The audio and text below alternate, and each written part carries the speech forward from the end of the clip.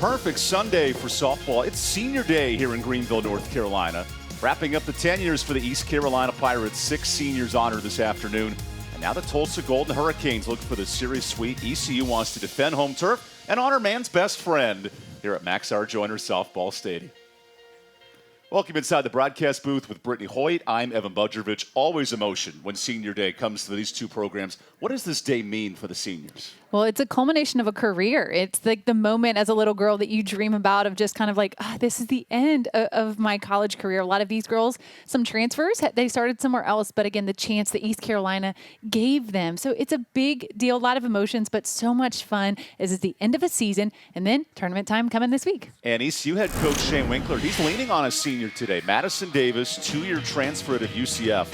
She gets the start, only her 4th start of the season. How does Davis take advantage of this opportunity? Well, I think for her, she just sticks to her strength and truly just have such freedom in the pitcher circle and on the mound and just the excitement again. This is her final moment here in the circle at East Carolina. And one senior who's dominated offensively, Haley Morgan, 7 RBI and 2 home runs. What a spark at the top of the lineup. Well, seeing the top pitching staff in the nation of Oklahoma early this week only prepared her coming into the weekend. She has been dynamite, truly lethal this weekend and helping the Golden Hurricane be so successful offensively. Not only those 7 RBI, but hitting .570. And here's Haley, the top of the lineup for Coach Chrissy Strimple. Tulsa's locked in the 4 seed, but now looking to close out strong. Won 9 straight against the Pirates as she watches the first strike. And here we are a day away from the all-conference selections coming out. Morgan's trying her best. 7 RBI, 5 more hits. Done everything right at the top of this Tulsa order. I think what's so great, too, is there's no better time to peak than your final weekend of conference play. And she is making sure her name is at the top of the voting for the committee as going into all conference selections. This one's popped up. Here's Bailey Wilson in foul ground. And one of the rare times Morgan's been retired today. Good start for ECU defensively. Pirates with 6 seniors. We'll see a bunch in the starting lineup today for Shane Winkler, including his outfield of Sinney and Edwards, couple of veterans. Sidney Yoder, the senior, so that's an all-senior outfield for ECU. And I like that just from a coaching standpoint. Both teams have gone senior heavy in their orders. Yeah, it's a great time to just kind of close out, finish well for your seniors, to honor the seniors on this weekend. And I know Tulsa had their senior weekend last weekend, but still, this is the end of conference season. This is like a closure of one as you enter into a new season. This week, it's kind of a clean slate. Anything can happen in tournament time. And what a big senior weekend. Tulsa swept Houston to clinch the 4 seed. Now Mackenzie Denson, who hits second in this lineup. Denson's been an on-base threat, scored 3 runs, she's reached 3 times.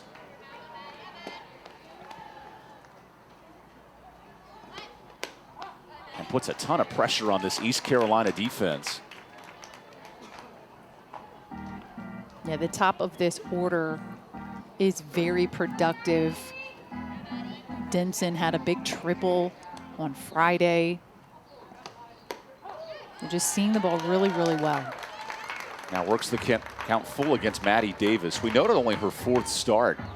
And that last start came back in early March. She's pitched a handful of innings in April, mostly in relief.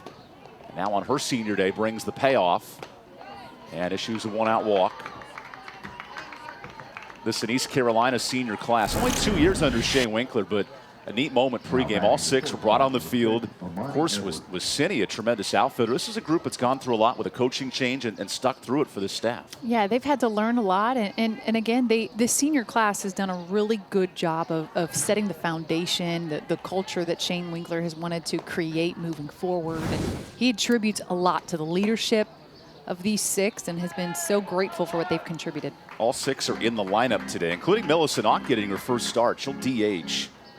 We'll see that in the offensive side. Here's Amani Edwards, who is a speedster, one of the fastest players for Tulsa, elite speed. such a weapon. Central Florida, UCF, they have great speed up and down the lineup, and Edwards is right up there with them. She really is. Her on-base percentage is impressive, and she is just She gets on 50% of the time. That's right. It's like rolling the dice.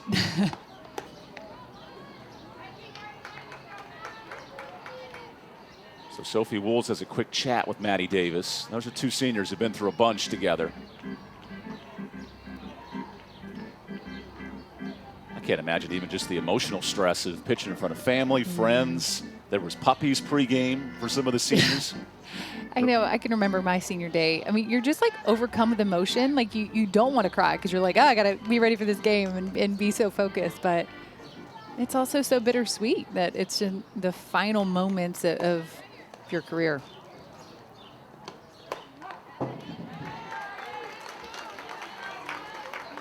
And Amani Edwards has had a breakout junior year here for Tulsa.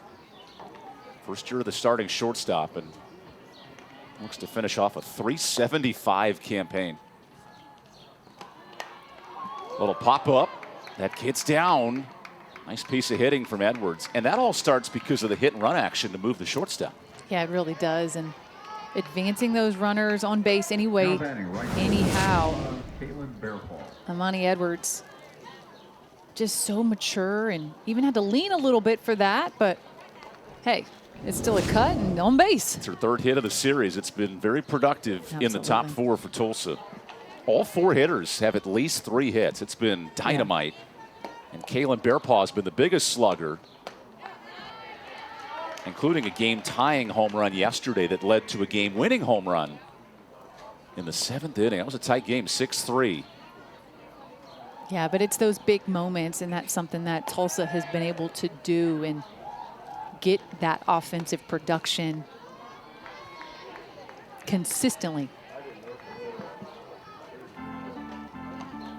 That was the first time Tulsa trailed all series. Jordan Hatch kept the Golden Hurricane off balance until the last 2 innings. 2 home runs, big power surge from Coach Strimple's club. And the rise ball gets Bearpaw there.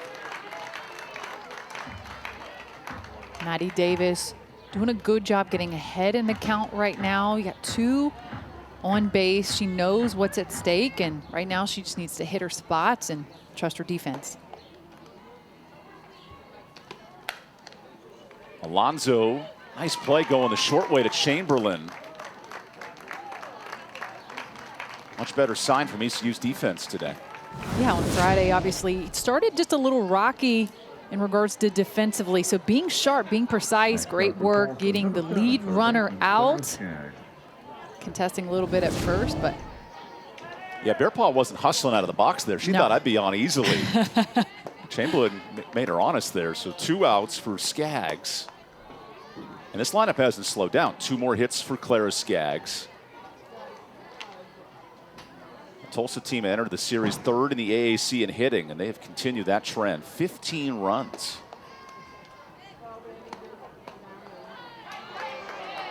But the bats have been a little contagious this weekend. Again, no greater time than going into the conference tournament this week in Florida. And Tulsa will face Houston, who they just swept 2 weeks prior. So a lot of experience, recent matchup. And a base hit past Alonzo. Wow, Coach Strimple hit the brakes at the last second for Edwards. The bases were loaded. That would have been an Edwards on Edwards crime at the plate. That's right. But another solid base hit for Tulsa. Look how aggressive Tulsa is till just the last second. But Edwards in left field. Taylor would have gunned out Amani by about 8 steps. Smart decision there. Taylor Edwards. And Tulsa hasn't been afraid to be aggressive on the bases this week. No, they have had really good base running. Applied a lot of pressure to East Carolina. Now Kylie Nash, who earned the win in yesterday's game. She can help herself out as the DH today. This is Nash's 40th start. And a real moment here for Tulsa to jump ahead in this first inning.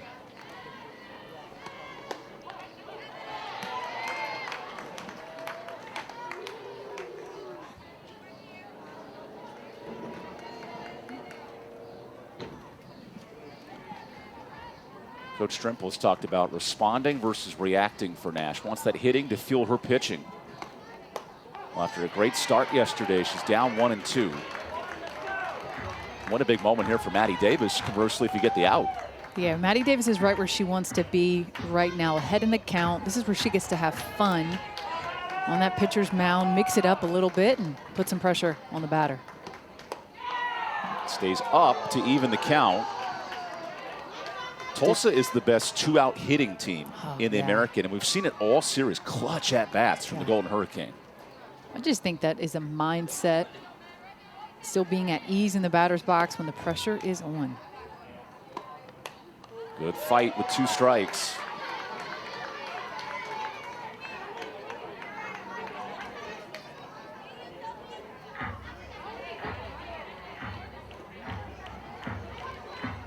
And you could tell with a senior who's only pitched in 4 games, there's a lot of conversation going on here with Sophie and Davis. Sophie doing a good job of keeping her level-headed, keeping her in the moment, and he's probably trying to get her just to relax a little bit too. It's a senior day start for the second-year transfer, Maddie Davis. Let's see what she has in the bag on 2-2. Back to the heat, and that'll do it. Good response from the East Carolina senior, keeping Tulsa scoreless. What a big-time moment and a finish for Maddie Davis with a big strikeout.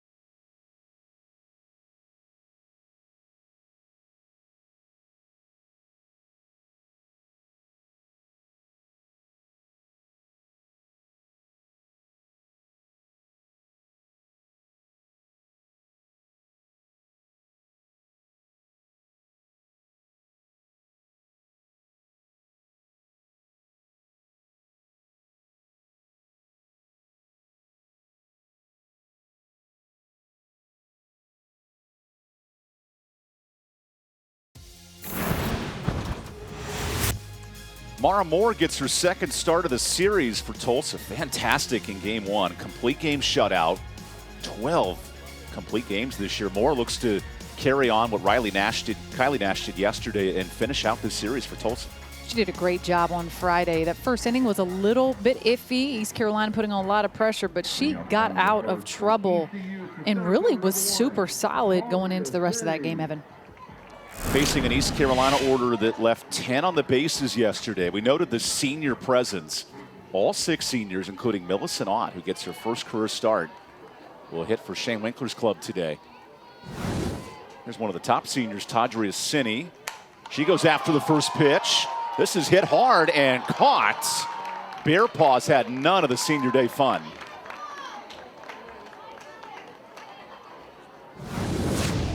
Well, Cini coming out blazing, ready to have a big senior moment, but Bear Paw taking it away. But great contact, seeing it.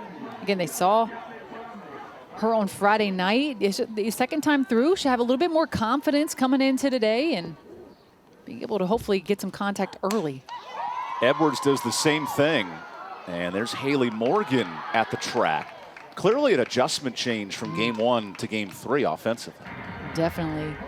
The confidence should be here, seeing the ball well and really putting some pressure on Tulsa to put on their defense. Can they make some decisions or, potentially force some errors? Remember, Mara Moore not only shut down ECU, but gave up 2 hits. I mean, it was a dominant start, complete game win. Wasn't tested very much outside of that first inning. No, I know Cini got around the bases quite a few times, but other than that, it was a pretty minimal of East Carolina on base outside of that first inning. So here's the senior Bailey Wilson. 0 for 5 in this series.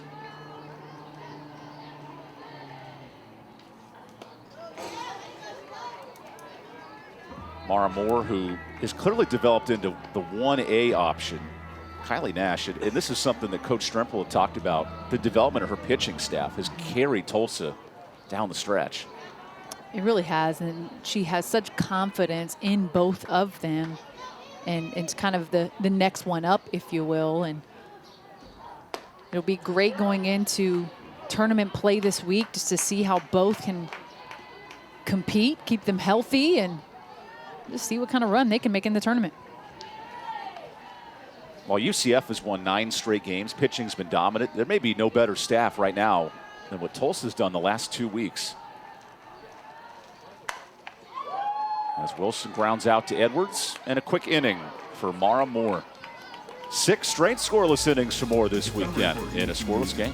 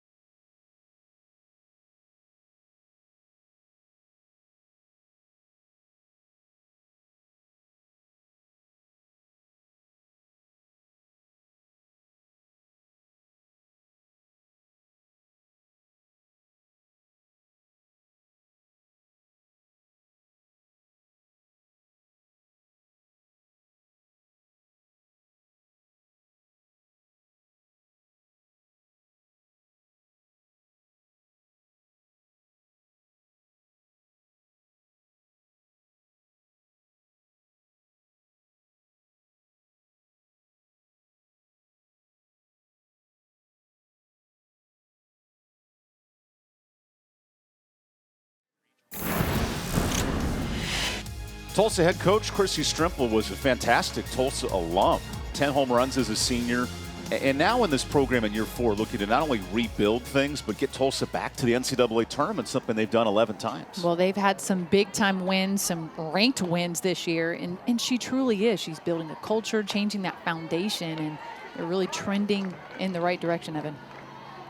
Chrissy noted with having 12 players from the home state of Oklahoma, including Celeste Wood, kind of that pride of being an Oklahoma player and showing that Tulsa softball is as good as Oklahoma. Oklahoma State, they can compete. Yeah, what a great state of softball, and they're competing. And this week they hosted Oklahoma at their place, sellout crowd, and just what that does for the town, the family members, recruiting.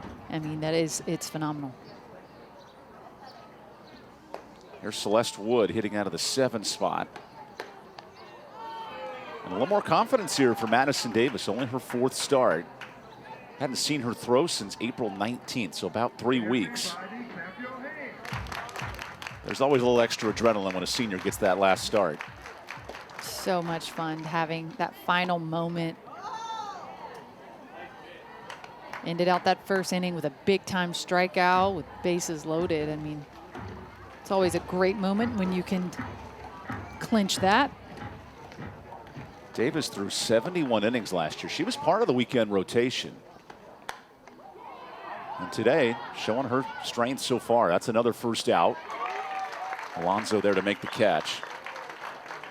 Really with the development of Hatch and Bullis, Davis kind of slid out of the rotation, became a bullpen arm. And I think today for her, it's kind of a proving point that she's still got it.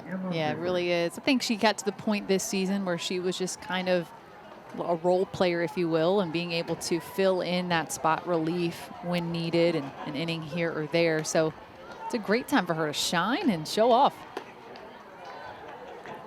She'll face a red-hot Tulsa order, including Emma Vickery, who had a couple at-bats yesterday, rotating catching duties with Riley Keith. And that's a good start. Vickery with a smacked base hit. 3rd hit for Tulsa today. That's where this lineup is dangerous, right? 1 through 7 have been great. Now you add the bottom third. Yeah, it's always great when you can get the bottom part of your lineup still being productive. And just carrying this momentum for them is huge. Going in this week to competing tournament play, but Chrissy Strimple has to be so pleased with the bats this weekend. One, to be competitive with Oklahoma until the 7th inning, who's battling Oklahoma State this weekend. That's a heck of a series out in Stillwater. And then 2, go on the road in conference, possibly sweep an opponent and lock in that 4 seed playing great softball. Yeah, and I think, too, obviously playing Houston last weekend, seeing them again, they're going to have to be a little creative. Their defense is going to have to be super sharp. They're going to be very familiar with each other's pitching staffs.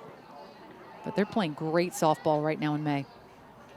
Battled Wichita State in game 3 till the final inning, and Wichita State, the clear #1 seed at 16-2.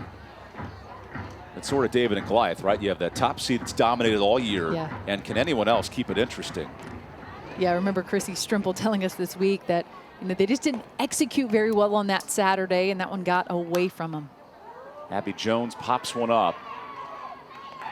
And there's Taylor Edwards, who we were asking Coach Shane Winkler. She does have a year of eligibility remaining. Yeah. Now, whether she stays at ECU, that's still to be determined. But as of now, part of the program, and he wants to recruit her hard this summer. Oh, yeah, and that's what's so hard. That's the nature of college athletics now is keeping them. But, man, she has been a huge impact for this Pirate team. The UCLA transfer who goes coast to coast. And here's Haley Morgan, who bunts the first pitch. Wow, she had Chamberlain playing back. That would have worked, too. Yeah, Maddie Davis, a little bit of a high pitch, so she kind of had to move her bat up a little bit, and it was almost a little bit of a pop-up of a bunt, and it rolled out. Haley Morgan, who's 3rd in the league in hits, top 5 in home runs, top 10 in RBI, having a heck of a season here as a senior. Haley does have 1 year of eligibility left for Coach Strimple. So this will be a big bat returning for Tulsa. And a bat that in conference play is hitting over 420. So playing her best softball right now. So impressive.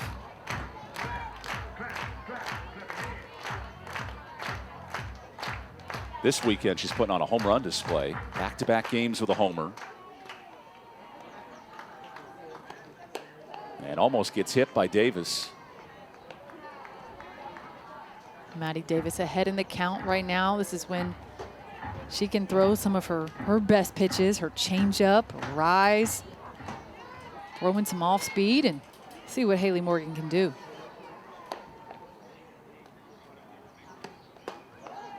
It's a nice take by Morgan, who also had multiple home runs in last year's series down in Tulsa. Golden Hurricane have won 9 straight meetings. You have to go back to 2019. It was back in April when the Pirates won 4 years ago. So in Morgan's career, it's been all Tulsa and a couple of run rule wins at that. Now she smacks one out of play. That has all the home run distance. Yeah, she's put on a bit of a hitting clinic this weekend. And what Greenville, luxury North to be this locked in. I know Addison Barner will be the player of the year, and Sidney McKinney of Wichita State. Those two are fantastic players. Elite. But here's one that's having a heck of a final 2 weeks. Yeah, she really is. Finishing so well. She deserves high accolades. There's home run number 2 of the at-bat, put out of play. Just making great contact, seeing it well. Just being patient in the batter's box.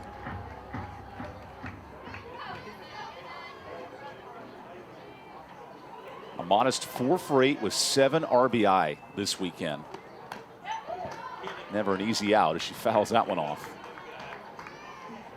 As you see Maddie Davis smile, like, can we get through this batter? Well, she's seen the changeup well, seen the fastball well. And here's a senior in Davis, only making her 4th start this year.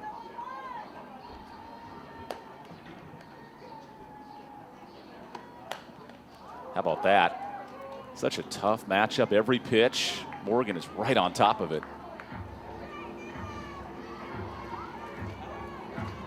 Yeah, he's trying to swing, straighten her bat out a little bit, but man, she's seeing it well, waiting for her best pitch. And Haley Morgan's only struck out 8 times all season. Such a tough out.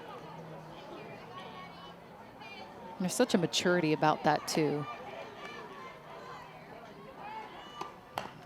Oh.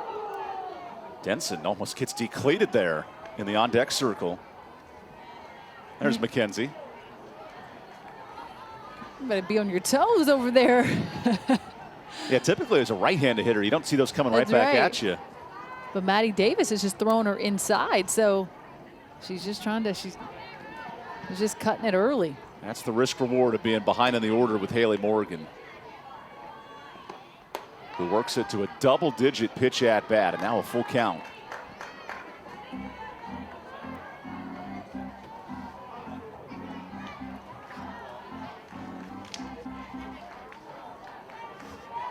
It's an all-time stretch for Haley Morgan.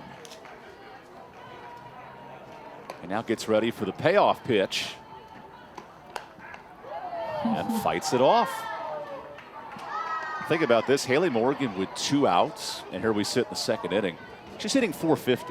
So when the moment gets bigger, she only gets better for Tulsa. She really does. She has such maturity as a hitter. There's a mindset about a hitter that is at peace, head's calm. Just at the right spot, she's going to get a big-time hit. Another foul ball. Nearing 15 pitches in this at-bat, after Davis needed nearly 30 pitches to get through the first inning. That senior day will require an ice bath. That's right. For Maddie Davis after this start, maybe after this at-bat. What a battle for the senior Haley Morgan, the senior Maddie Davis. Final game of the regular season. Here's another 3-2 and a walk. Patient at-bat for Haley Morgan. Such patience. And again, I think it was an 0-2 count to start that as well. So what discipline for that at bat. That'll bring out Shane Winkler. You almost wonder after that long of an at bat, that has to nearly burn her out. Give her a chance to think about that at bat. Big week coming up in the American Athletic Conference. Head down to South Florida for the Track and Field Championships, May 12th to the 14th. You can watch these all on ESPN Plus and the ESPN networks. Then next weekend, also at USF, big softball tournament, Wichita State, #1 seed, to a championship final, ESPN2. Then the baseball tournament down in Clearwater, Florida. Right now, Houston, the #1 team in baseball. ECU right behind them in second. That's a heck of a finish, May 23rd through the 28th. A lot of trophies being handed out the next couple of weeks. This is when it gets exciting. This is when people make tournament runs. This is when upsets can happen. And all it takes is big moments, a big inning, and be a lot of smiles on championship Sundays. So 50 pitches into this start. Madison Davis looking to keep this game scoreless. Just your average 15 pitch at bat by Haley Morgan to work a walk. Tremendous battle.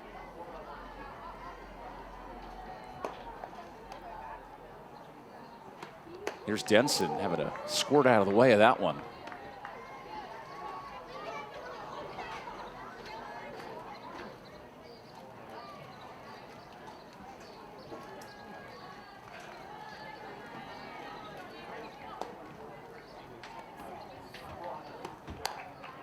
There's Chamberlain, and a nice throw to end it.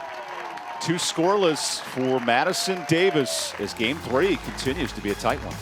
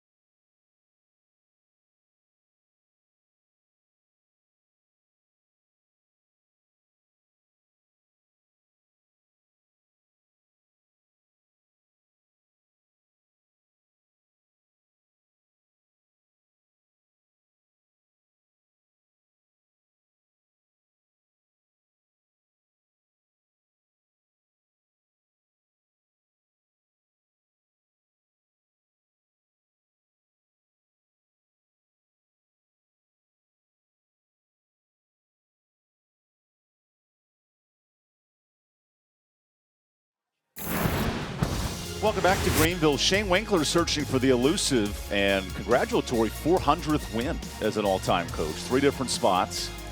And you're now in year 2. It's senior day for his program. Anna Sawyer will sub in for Millicent Ott, one of the 6 seniors. So Sawyer gets the at-bat, a true freshman.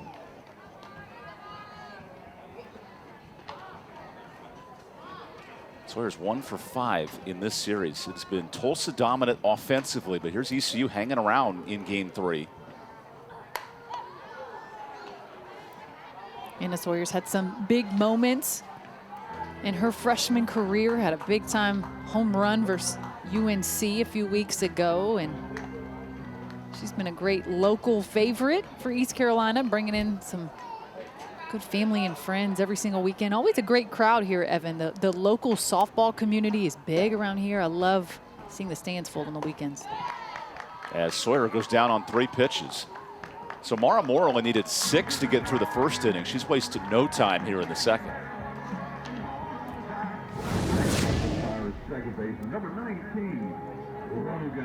What a great outside pitch. Sawyer just missed it. Strikeout to start the inning.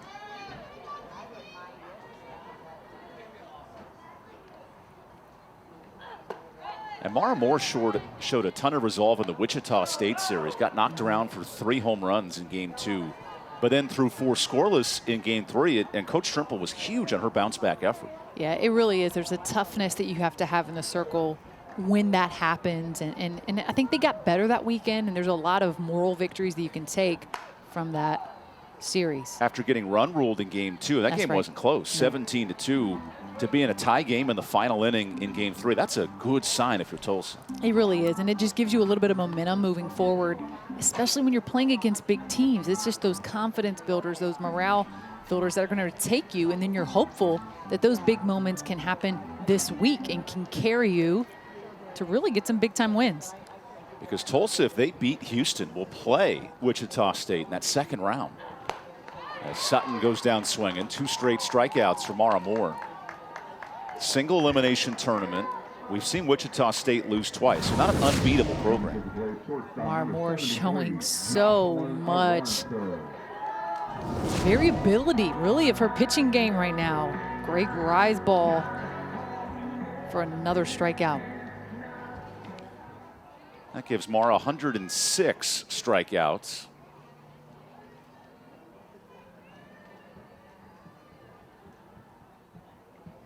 With 2 down, here's Jocelyn Alonzo. We have seen a more aggressive ECU order. 6 batters, 5 have gone after the first pitch.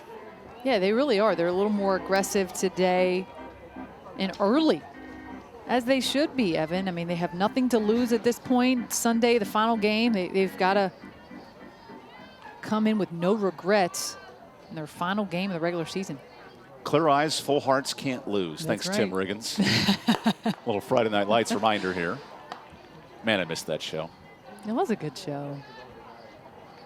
Now Last Chance to use more of like a modern, non-fictionalized version. Correct. It's too factual for me. I like the storylines a little more. Yep.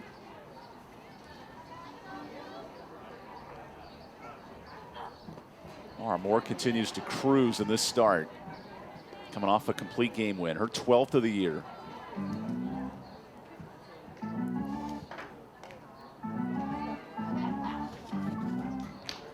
It's the challenge for these ECU hitters. Bats have not found much. Just 3 runs this weekend. That was all yesterday.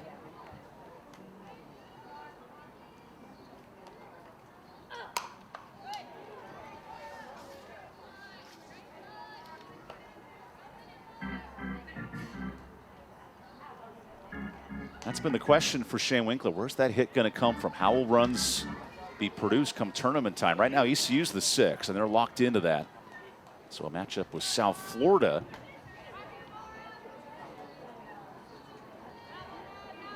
Yeah, looking for those big moments. Who can step up and bring those big hits? All of a sudden, a full count to Alonzo, who's hit in the cleanup spot, the 3-hole. Today, the 6th spot. A lot of movement in Shane Winkler's lineup. Senior day a part of that.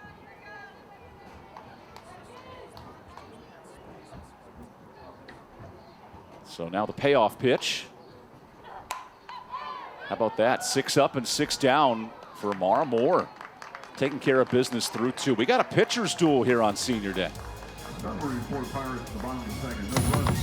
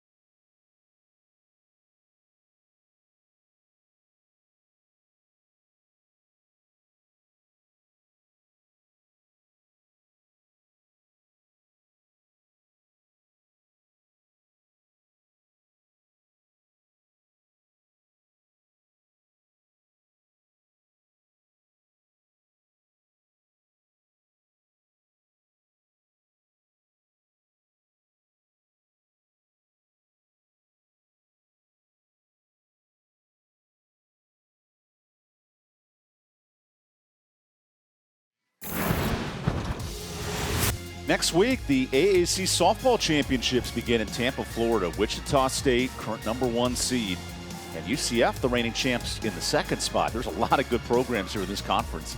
With Championship Sunday, maybe my favorite day of college softball, May 13th. That's on ESPN2. That's a heck of a tournament coming up. It really is, and so much can happen. And obviously UCF making a great run last year, and Wichita State, they have so much pop, and their lineup has so much depth.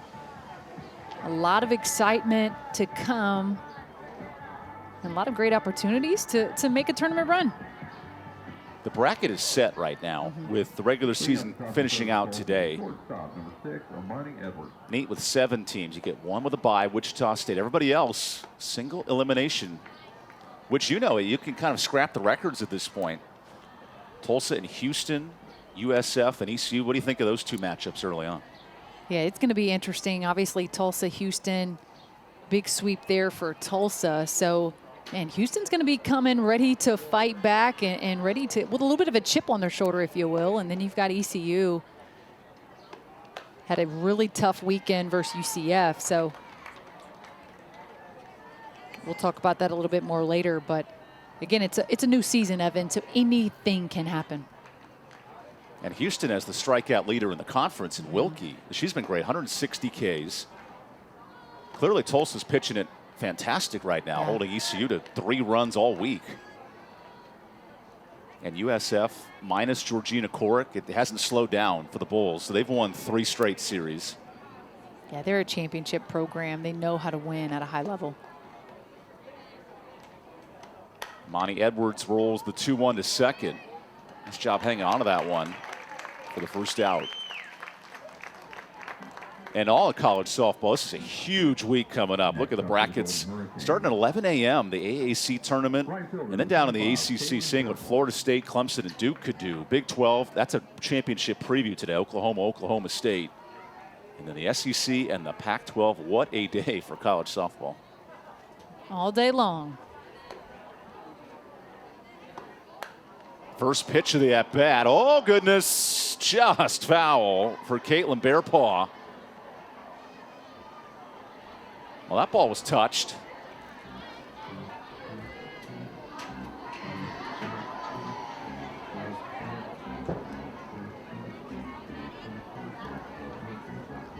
Caitlin Bearpaw, big home run yesterday. Seeing the ball so well. 4 for 8 in this series. And Maddie Davis challenges her with strike 2.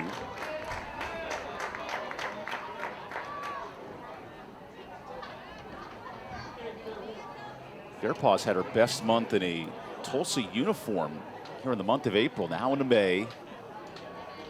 4-hit series. What an end to her season. Wilson gives chase, but that's out of here. Now the kids go after it. That's right, run it down. Oh, I think she realized someone got there. I'll wait for the next one. That guy's waiting for the next home run. He's in a good spot to do it.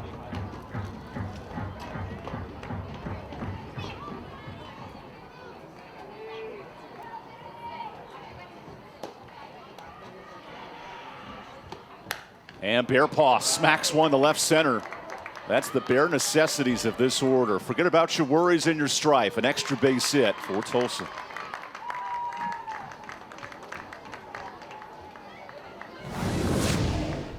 Bearpaw again. An 0-2 count. Waiting for that right pitch. Had to reach a little bit outside corner, but stand up double. I mean, 5 hits this weekend, and It's everything's not been hit bad. hard. Now gets the special pitch runner treatment. This is a dangerous Tulsa club come next week down in South Florida.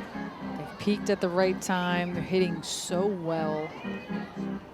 They're going in exactly where they need to be in tournament play. You know Chrissy Strimple has to be so pleased with her club and the pace they are at right now.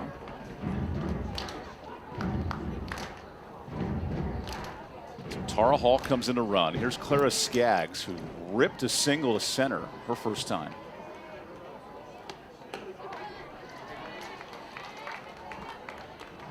And yet, Madison Davis has worked in and out of this traffic jam all day and has kept ECU in it. She's been very composed. I've been very pleased with her approach. She's gotten out of a really tough bind in that first inning. She's done a really good job of staying on top. Whoa, right back to the mitt.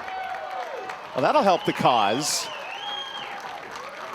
If her adrenaline wasn't running high, now it is. Now that is self-defense. Check this out. Always love these. The reaction, the Now batting the designated Oh. player, number 22, big time. Valley. That has reservations for the noggin if she doesn't catch that ball. Oh my Yeah. God. So when you release that pitch, you always put your glove up next to your face. That would make me reconsider a mask as Yeah. Kylie Nash, a fellow pitcher, takes ball 1. Yeah, when I was growing up, we didn't have the pitcher's masks. Like, that was not a thing. You see Montana Fouts of Alabama wear it. Yep. She's the nation's leader in wins. And that thing is gigantic, but Yep. for good reason. I mean, look at the That's speed right. of that comeback. Yep. Nash earned the win yesterday in the circle, looks for her first hit.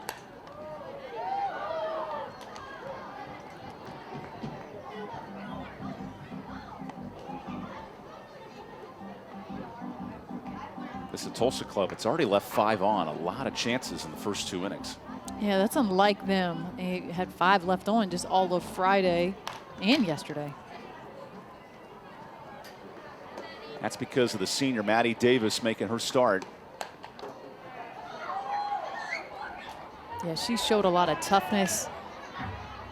Just pitching really solid, getting ahead in the count, really establishing command and control early, which is something Shane Winkler has wanted out of his pitching staff all year.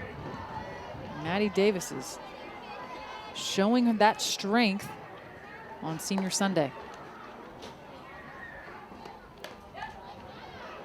This is only the 5th appearance in conference for Davis, and I do wonder if that plays a factor. Pitched 1 inning against South Florida, UCF, Houston, and all in blowout or not close contests. A little different atmosphere here. Yeah, she's kind of the center stage right now, if you will. Kind of the quarterback of the day. Kind of running the show. Insert sports pun here as that ball sneaks away to third. I thought you were going to like follow it up with a soccer or a hockey reference. You know, had me right? thinking of all the different Striker. sports references. There's good speed by Hall to get down to third, and here's another chance for Tulsa. Yeah, scoring position, 2 outs.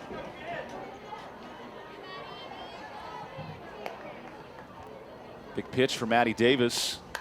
And it is smacked. If it's fair, Tulsa leads. But that's foul. What a shot.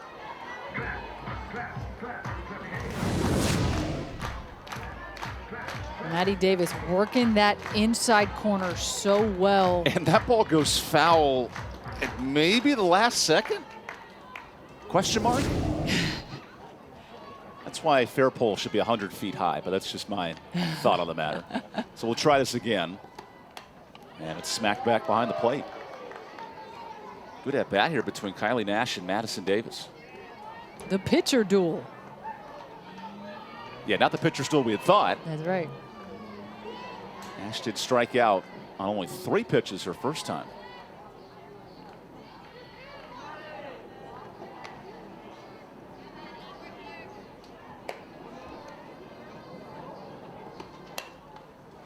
Here's Chamberlain again.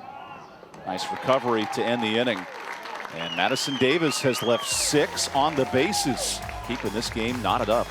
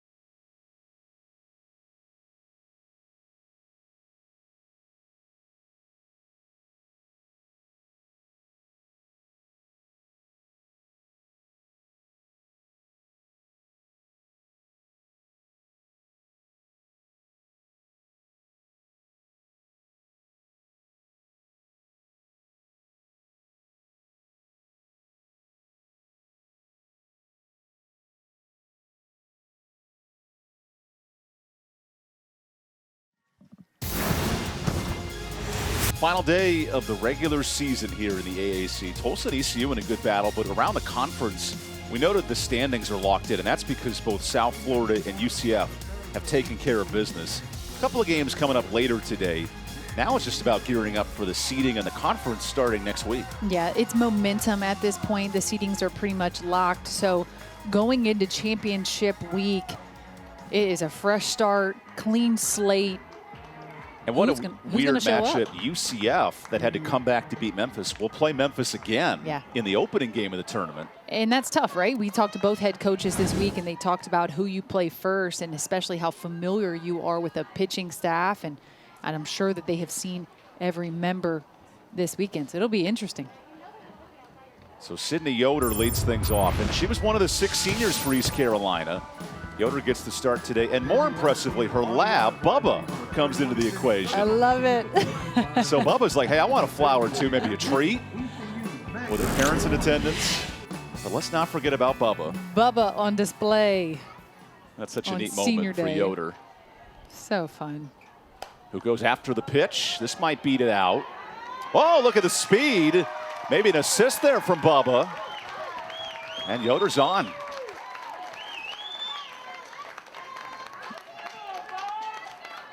On base, anyway, anyhow, Yoder will take it. A little bit of a slow dribbler. But Jones. Now, if Bubba was let loose on the bases with that ball, he'd be 150 feet down the line. No doubt. But Yoder shows a little bit of hustle there and gets on with the error. Now it's Sophie Wools, who is celebrating her senior day today as well. Lays down a bunt.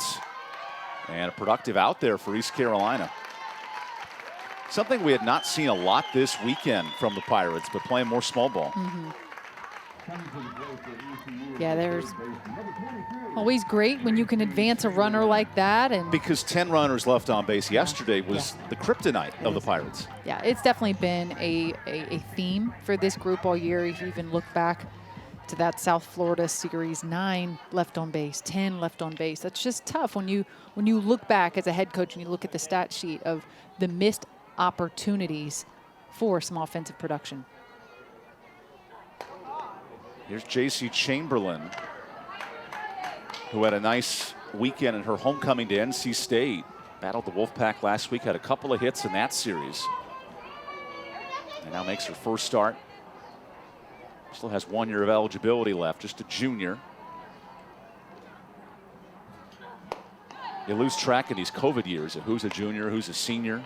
We asked both coaches coming into the week who's coming back, and it was like a two-part answer to that question. It really is. And then you throw in the transfer portal, and then that's a whole nother avenue as well. But hopefully soon we'll be able to stop asking the COVID question, Evan, and then we can just go off the roster. Crazy to think we're now 3 years removed as we have a wedgie behind the plate of COVID seniors. I mean, this senior class were freshmen when COVID first came to the United States.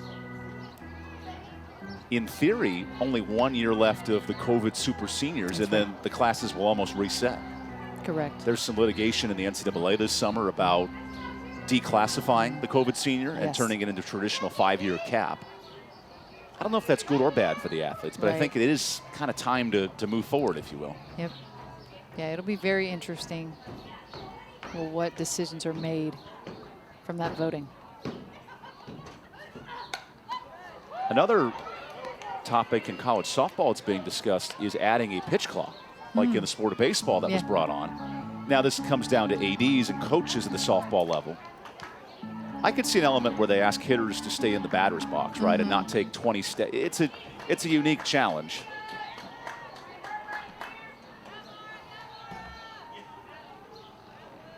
Mara Moore doesn't need any help working quickly. She has been cruising today and now gets the second out herself. So 1 error, and otherwise she's been putting up a nice performance. Very clean performance. Defense has been solid other than one mishap earlier this inning, but she has done a really good job. So this is now 8 full innings. If you get this next out, has surrendered 1 hit and no runs. And the 1 hit was to Tadria Cini, who led off the game Friday with a hit. Not a bad weekend for Mara Moore. Not a bad year for Mandy Moore as well. Maybe her cousin? No relation, just to be clear. She was on This Is Us, Mandy Moore, and that final season came out this year. So 2023, the year of the Moores.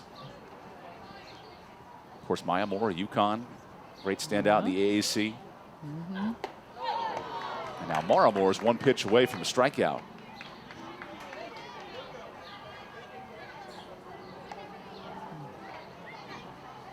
Not much trouble for Mara Moore.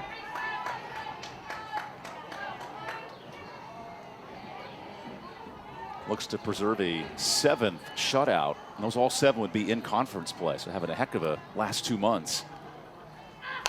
And Cini flares 1 to left. Good defense there by Denson to end it. All of a sudden, plenty of zeros on the scorecard as we go to the 4th in Greenville.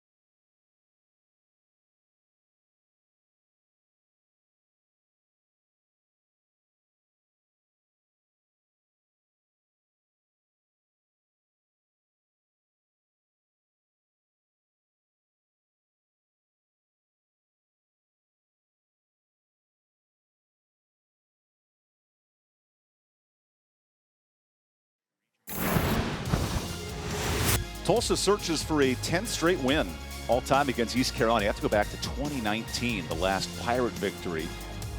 course, the run will win on Friday. It's been all Tulsa in the all-time meeting. Yeah, they've been pretty dominant. Even this weekend, have just been so good on both sides, offensively and defensively. Again, but we are. The last Pirates series win, 2011. And I'm afraid to know how old these players were in 2011. Little babies. There are a few 2004, 2005 freshmen. And with this new incoming class, they'll be 2006. Crazy. Gives you a sense of how time flies. It does. Because it feels like Jenny Finch won a College World Series at Arizona like 5 years ago, and that's 20 years now. That's who I grew up on. This pitch has popped up, and Sutton's there. So Madison Davis, after a tough first and second, has really settled in here in the last 2 innings. She really has, and she's doing a good job getting ahead in the count. And you just see she's having fun in the circle.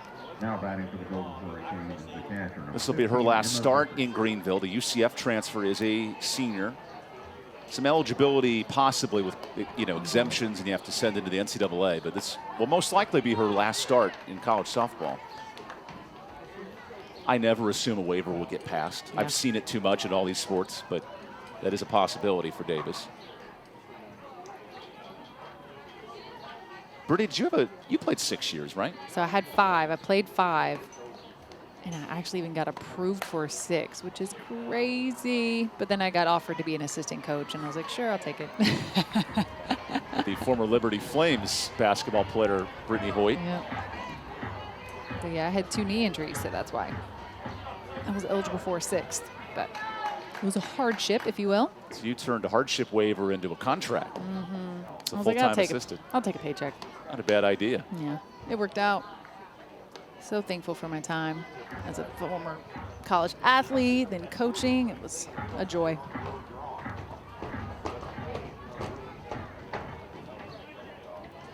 Maddie Davis, again, getting ahead early. Ooh, good news. That's an elbow guard. And the umpire said no attempt to get out of the way. And Chrissy Strimple wants an explanation. Yeah? Yeah, she took that. Now the question is here, is that elbow tuck in or is it flayed out? There's a little bit of a chicken wing there, but I'm not one to judge. Yeah, I understand Chrissy's argument here.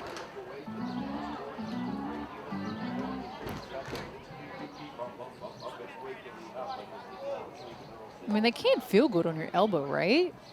I mean, in theory, it just deflects the initial shock up and down the arm, right? It's not to make it pain-free. So with that, just a ball. So it's 2-2.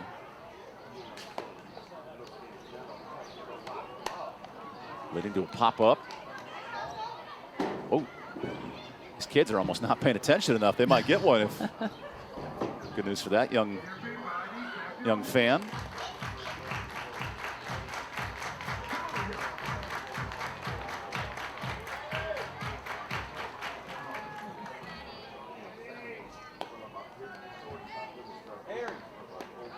And now a full count. Working that inside corner. She's done a really good job working the edges. Has only struck out 1, but has kept the damage at a minimum here to a red-hot Tulsa order. Until that pitch, third walk issue by Davis. And Emma Vickery's on.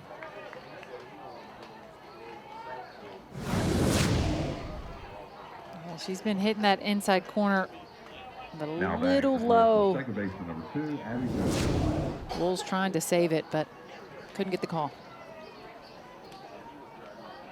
And you see Davis here going over the bunt defense. You do wonder a pitcher hasn't thrown in 3 weeks, how that plays a factor.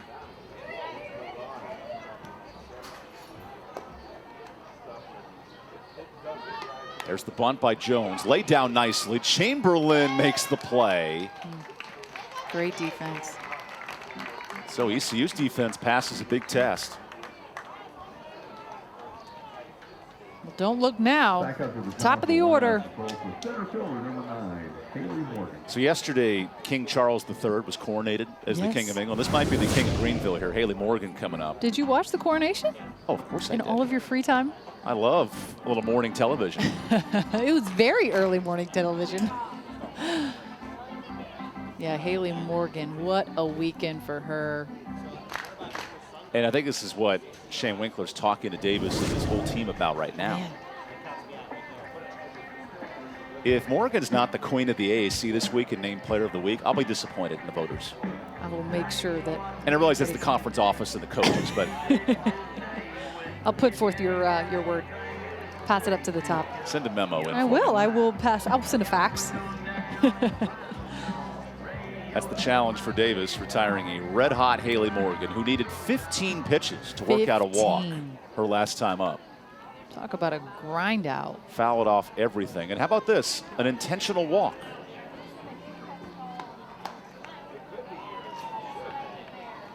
And that's probably why Winkler had this conversation of, okay, what does Sophie have to do behind the plate? Yeah. How does that dog catch the home run ball? They went foul. There's a lot of things to discuss. It is. Oh, Oh. how do you execute a pitch out? Because the catcher has, there's a lot of Yeah. things that go into this.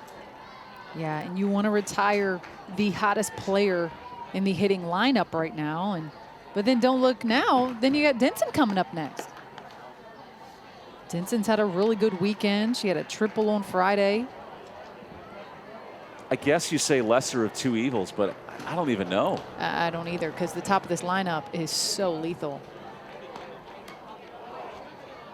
She was testing the Sophie Wools. I realize it's senior day and you want to have fun, but I don't know as a pitching staff, if I'm Kiana Koalas, I love how that whole at-bat transpired. Yeah, that was interesting. And now Tulsa counters with a pitch hitter. It's a smart call here by Coach Strimple. So Danielle Burns, the sophomore at Canyon, Texas, comes in. Pitch hitting for Tulsa, number 24, Danielle. Only the 6th at-bat for Burns, but they've all been pitch hitting appearances.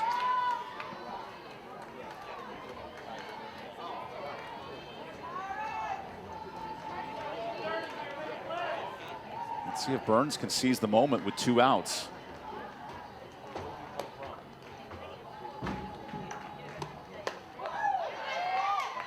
Maddie Davis again working that inside corner. Has caused a lot of pop flies today. Defense has been really sharp behind her, but big moment right now for Tulsa to see if they can respond and get on the board.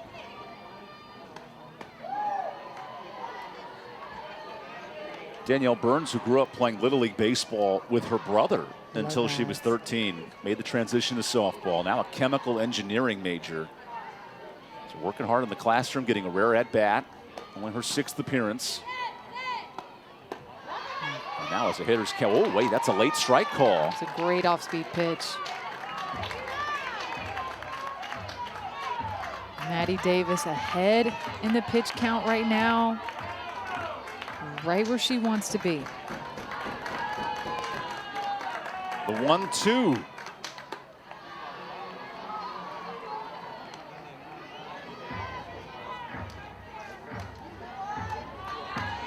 So Chrissy Strimple going to her bench. Tulsa has stranded 6 runners. Another chance here in the 4th. And Davis extinguishes Burns with a fastball.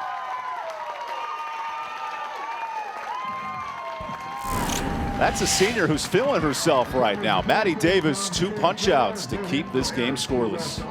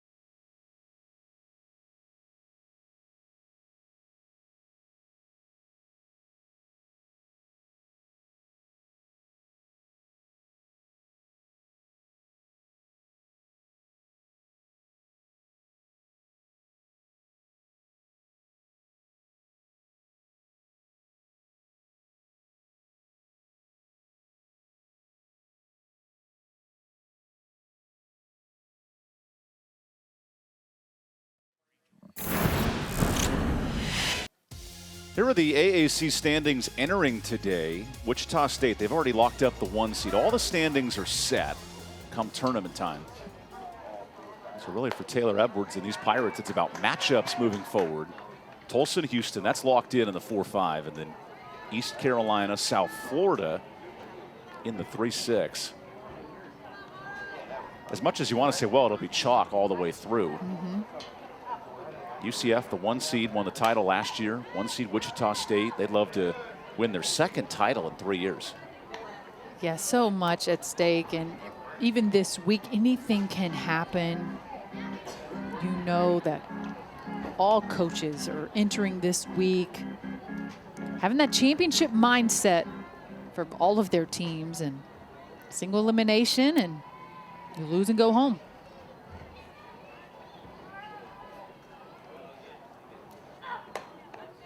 Taylor Edwards works ahead in the count. We asked Shane Winkler this week who he thought from his Pirate order could make the all-conference team, and he noted Edwards.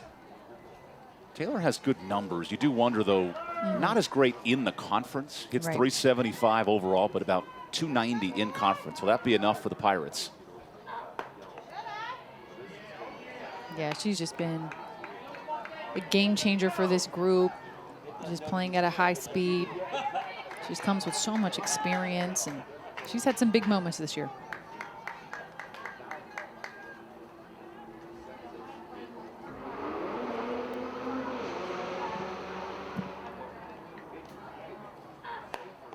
And a 5-pitch walk gets things started for Edwards. One thing Taylor has done, a great on-base threat.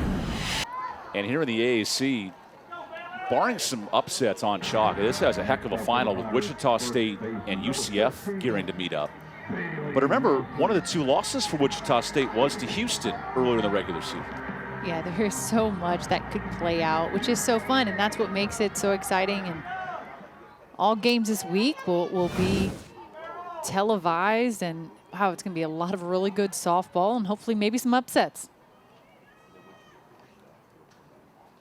Bailey Wilson tries a bunt. That doesn't work. And unable to get the small ball down.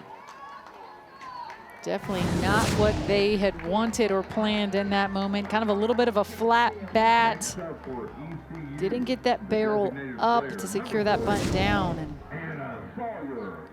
not what Shane Winkler wanted in that moment. And we talk about conference champs. UCF, Wichita State. The previous champions have been Tulsa, winning so great. 3 in the last 4 years. So there has been a run here for the Golden Hurricane.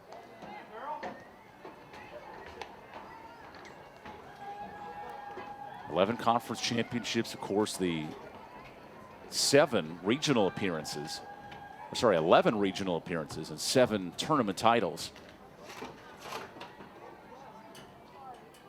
And one of their own, Chrissy Strimple, a great player at Tulsa in the early 2000s, brings her club back. When you know, that's just what she's tasted and seen it, and wants her club to experience that, as you can see right there each year. Champions every year. UCF obviously making a great run last year, and great diversity of programs too. Think about where those schools are now, where they've been. That's right. Where Louisville's having a breakout year. They're the number 4 seed in the ACC. UCF will head up to the Big 12 next year, which will be a loaded softball conference. Yeah. Although Oklahoma and Texas are heading out this summer, so it does open up some things. Definitely some moving and shaking for softball-wise in conferences.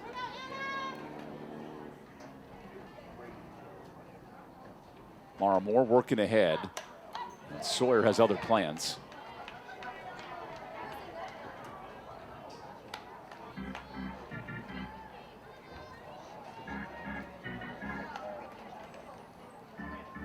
Remember, Mara Moore has only given up an error and a walk, otherwise untouched today. Yeah, what a clean outing she's had today.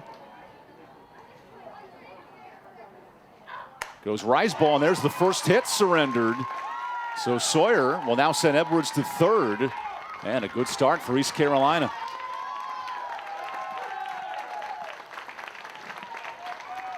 Well, Anna Sawyer has truly honestly been a hitter beyond her years this year as a freshman. Has been seeing the ball well, made great contact, and finding an open spot. That is big time for the Pirates, moving base runners and now in scoring position. Well, here's the question. 15 runners left on the first 2 games. Where is the production coming from? Oh, that is the question. Just even the tone in your voice reminds me similarly of talking to Shane Winkler this week about this exact question. Yeah, this is, he's used to big ball, if you will, and some big time hitters, and his group has lacked that, and he's looking to get his group back to that type of production, but he has had to rely on small ball and some base running. East Carolina has implemented a challenge rep system in practice. They've implemented different drills and challenges and ways to create these situations. Yeah, the big moments is what he keeps saying. Instead, a pop out, and that's been the story. Good catch by Vickery for the second out. You can see the frustration from Logan Sutton as she bangs her bat on home plate. Just not what they wanted in that moment, and a 1st and 3rd with 1 out. It's so unfortunate. Let's see what Jocelyn Alonso can draw up. With runners on base, Alonso's hitting .222, just a bit dip below her average. And now Sawyer takes off. Uh-oh. Edwards does get back. So the double steal gets one of the bags. We saw that exact thing on Friday, Evan. Just the 1st and 3rd. Trying to put some pressure on Tulsa to make a fielding error, if you will. Cindy slid into home and tripped.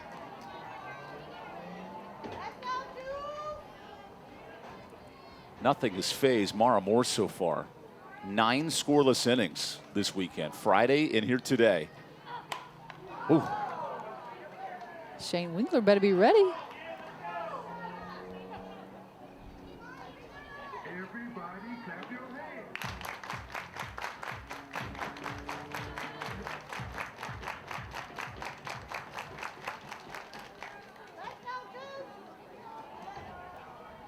First hit of the game for ECU this inning. Now can Shane Winkler's offense make something happen?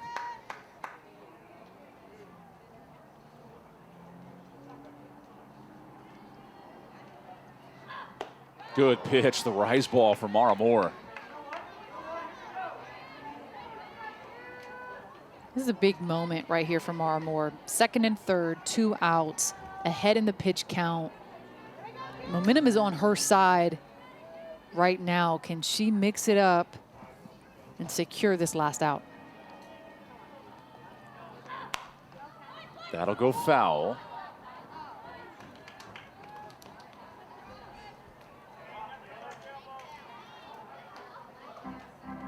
Remember, this Tulsa pitching staff has held ECU to only 3 runs. I mean, the entire series.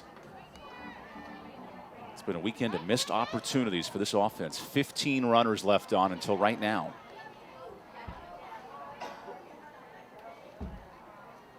Moore looks to keep it that way on 1 and 2. Good cut.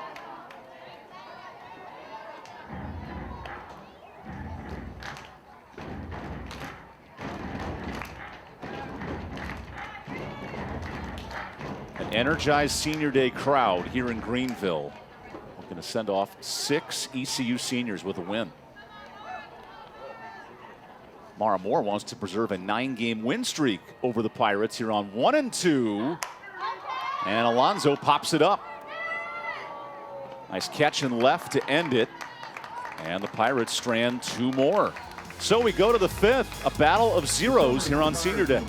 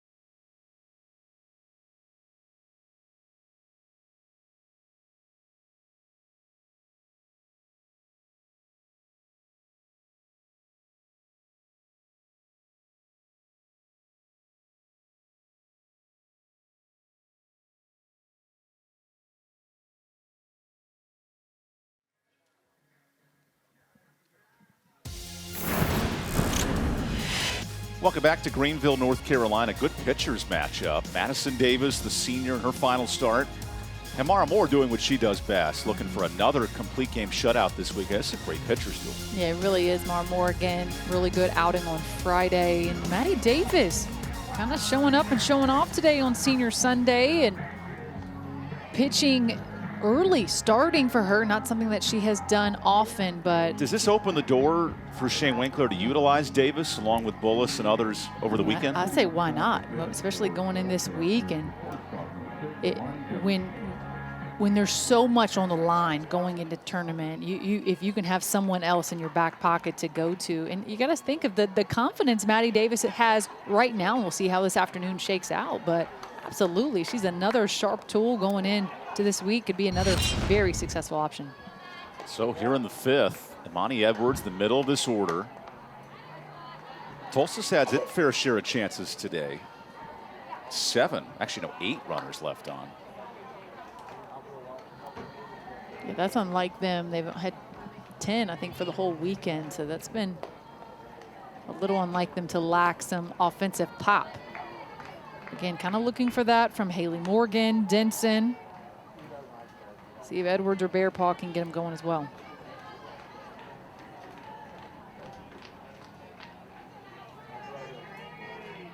Davis has wiggled through 4 hits, a couple hit batters, a few walks, and now an Edwards leadoff base hit. That's in front of Taylor Edwards. So Imani with her second hit of the day, 4th of the series.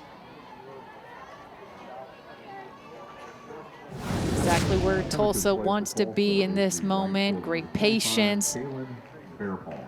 Working that outside corner, taking it to left and finding a spot. And with the power threat of this Memphis, or sorry, I keep saying Memphis, this Tulsa order, Yeah. the colors get me every time. That's right. The blue. It has kept the bloop single available for Tulsa today. Because look how deep East Carolina outfield is playing. Oh, yeah. Now, Bearpaw has power, She clearly, does. with a home run yesterday, another double today. But even on the slap hitters, the Pirates have played relatively deep all day. And there's been a lot of pop today. Outfield has been really clean behind Davis. You do wonder how long the leash is here for Madison Davis. Her first start since March.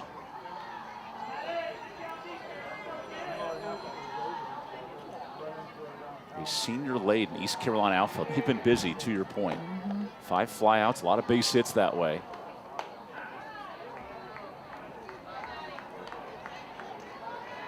And that is the one part about USF's ballpark. It is a hitter's paradise down in Tampa. So you need a good outfield if you're going to win that conference tournament. Yeah, what a great stadium there. And definitely a lot of hitting opportunities going into the conference tournament. So Bearpaw on with a 4-pitch walk. And now you wonder if small ball is a factor here if you're Skaggs and the rest of this lineup. No outs, 2 runners on. A little bit of pressure right now put on East Carolina's defense. How can they respond? Right now, again, we saw this Friday night. There were some miscues, some mishaps defensively, and can they remain clean in this moment? So Shane Winkler in to make the change. What a performance by Maddie Davis on her senior day today. She has done a really good job. So much composure. As you see Sophie Wools kind of patting her on her back. For Senior Sunday, really good outings. You see her statistics right there. She has so much to smile about, and what a great outing. Final time sending off Madison Davis. So you can see the emotion there. And embracing her teammate, Addie Bullis, who are coming out of the pit. That's a neat moment. With that, we'll send it to break and celebrate the performance of Madison Davis, who exits on Senior Day.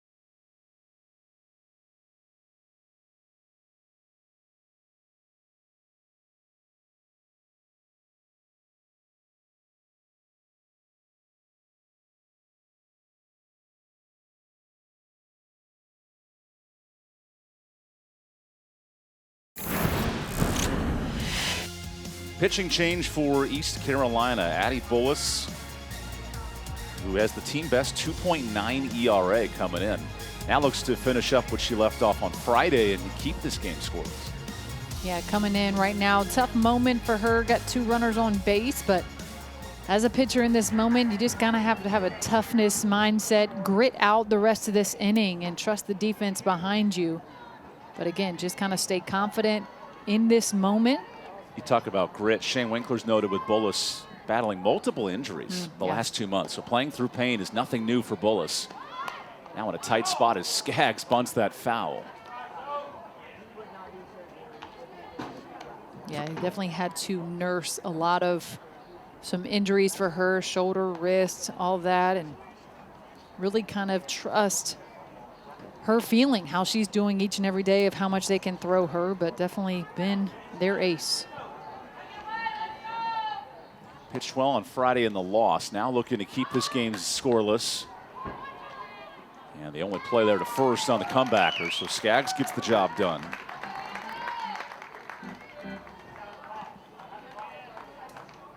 And Skaggs had a home run on Friday night. And Shane Winkler might be challenging. Let's see. Nope. Oh, wow. Ruling the batter's foot was out of the box. So all the runners have to retreat. I want to know if we have a batter's angle of this, because I think it was that back foot that may have been out of the box.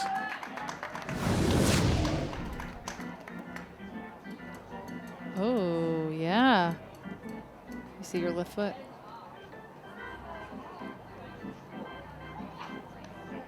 Oh, I mean, that's, I realize by centimeters it may be out of the box. But hold on, why are the runners still at second and third here? Number 11, Kennedy Kramer.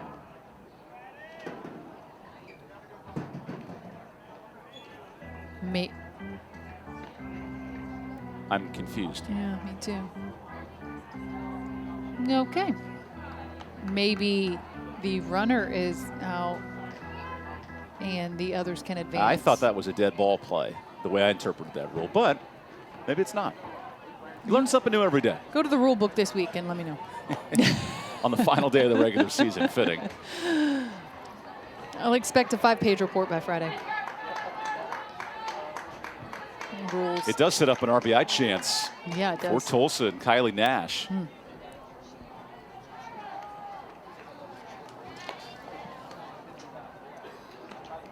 And a nice stop by Sophie Wools. With great speed to Edwards. That's an easy run for Tulsa. Easy.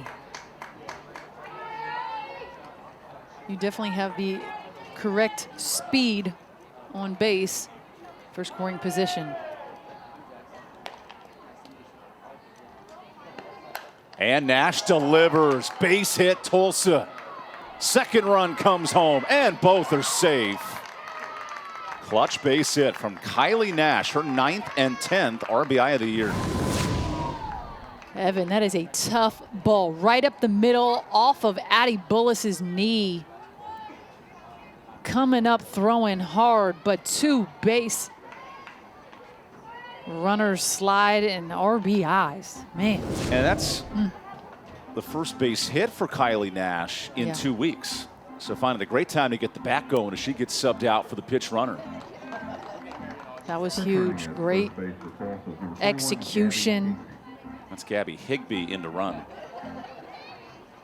Really good offense from a bunt to a base hit. Tulsa has the pieces that they're putting together to be successful. And those runs are on Madison Davis right now.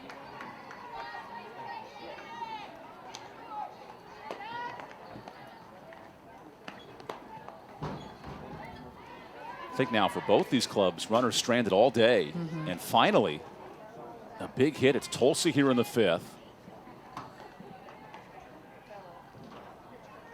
Tulsa club that's 17-6 when they score first. Another good start here in the 5th inning.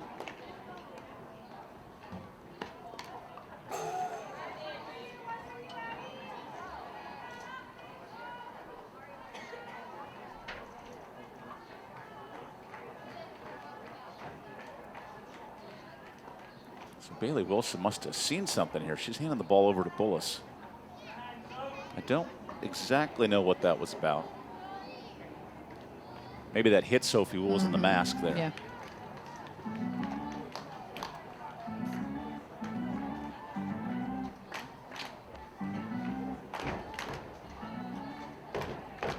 Senior Sophie Wools, one of 6 seniors in Shane Winkler's order today.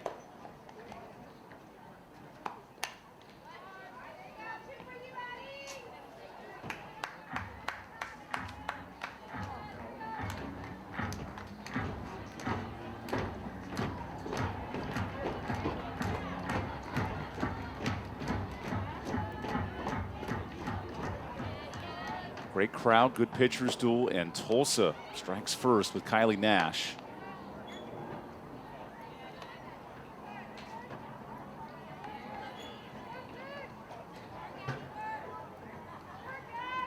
Keep in mind, 110 combined pitches for East Carolina, only 49 for Mara Moore on the other side. Yeah, there's been a stark contrast.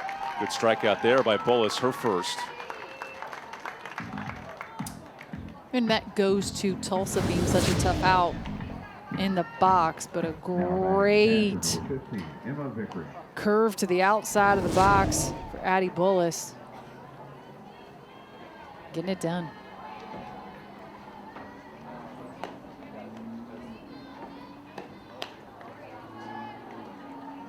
I mean, you speak to the count as well. Haley Morgan for that pitch count in there for Maddie Davis. And they've just been tough outs.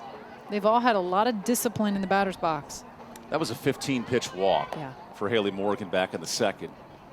A lot of work for a walk. It's not just the steps on your Apple Watch. That's right. It really does count. It does count. And you now see Jordan Hatch, who pitched in yesterday's game, getting loose. This now sort of has the feel of a tune-up effort for both Bullis and Hatch heading into the tournament on Thursday. Yeah, we spoke to Shane just about their travel arrangements this week, and he said one factor, they got to get used to the heat, going into South Florida. I don't know. It's in the upper 70s today. I think that it's heat beautiful today. will start to kick in Greenville here in no time. Yeah, just see if they have some humidity down there, though. He said they'll find somewhere to sweat it out and practice on Wednesday and get ready to go to work. Emma Vickery fouls that off.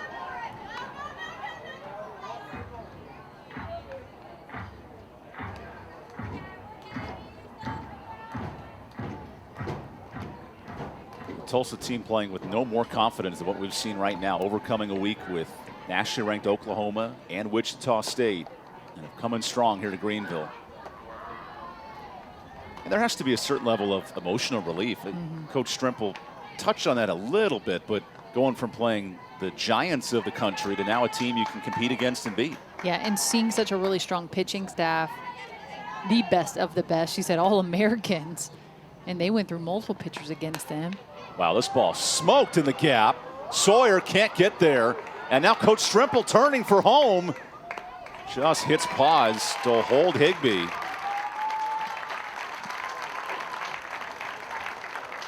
Good effort all the way around. Really good defensive effort. Not even trying to be a diving catch, but just even maintaining and keeping that ball rolling all the way to the fence is huge. Well, and the fact that Yoder caught that ball on a hop, usually that sneaks away. Yeah. It's a triple, it's an inside the Parker, but Yeah, that was big time. that's not an easy dive. And holding it to a single is even better. Great defensive effort.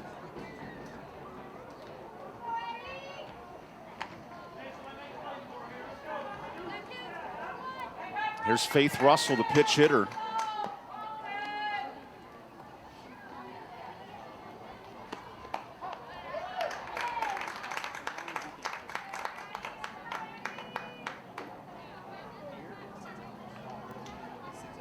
Russell, one of 10 Oklahoma natives in this order, has better splits versus lefties than righties. It's .250, so I like the move here for Coach Strimple.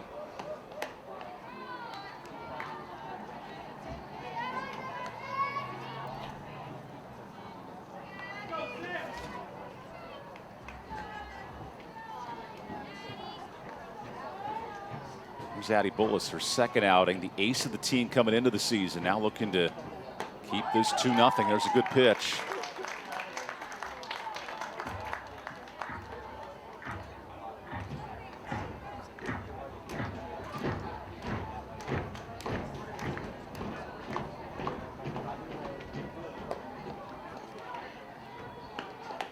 And the 1-2 is taken. Good fastball by Addie Bullis. 2 strikeouts to end it. Big time finish. Addie Bullis coming in, finishing strong, but Tulsa with a big hit and getting on the board. After 4.5 innings, it's Tulsa 2, ECU 0.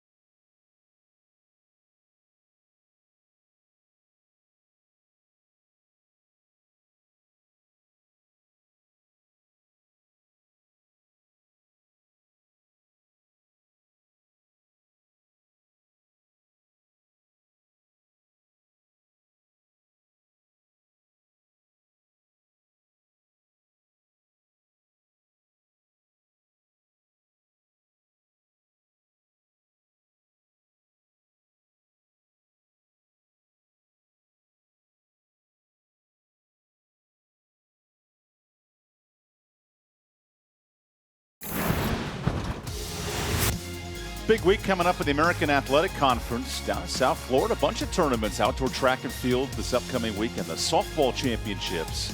That final will be on ESPN2 next Saturday, leading into the baseball tournament in Clearwater, Florida in 2 weeks. Sidney Yoder and the Pirates look to get their bats going. ECU gets set to face the host squad, USF, in round 1. That's going to be a big matchup if ECU wants to pull the upset and keep advancing in this tournament. Yeah, their last time out wasn't their best outing. And again, kind of the main theme for them, a lot of runners left on base. ECU also plagued by errors in that series weekend a few weeks ago. So we'll be eager and hungry to give all that they can offer and see if they can get one from USF. Who, as a freshman, and Peyton Dixon, who threw a no-hitter this weekend against Houston, looked really good. South Florida has won the first 2. They have a chance to sweep that series today.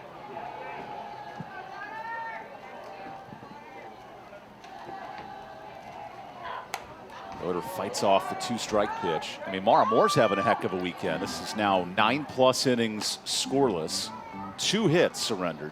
She's showing a lot of toughness and a lot of maturity in the circle. It's just really good going into tournament week, feeling good. It's so much about how you feel going into the week, feeling confident. And yeah, she got a great defense behind her too.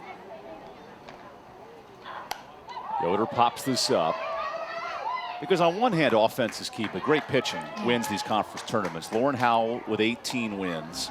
We talked about Kenna Wilkie for Houston. She leads the conference in strikeouts. Yeah. And clearly, with the bats of Wichita State, any pitching can help. There's some great arms in this conference. There really is, and it's going to be a really fun pitching display to kind of watch this week as well.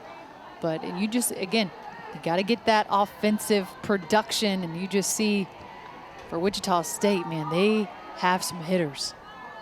Including Addison Barnard, who leads the country in slugging percentage as Yoder fouls this off. Sydney McKinney's a national finalist for Player of the Year, 1 of 10 at Wichita State. I don't know if the Shockers are going down next week. That's an impressive lineup. It really is. Yeah, they are really solid offensively and defensively. But it'll be great to see if someone can challenge them. And I mean, really, UCF's got a great duo of Sarah Willis and Grace Jewell, pitching-wise.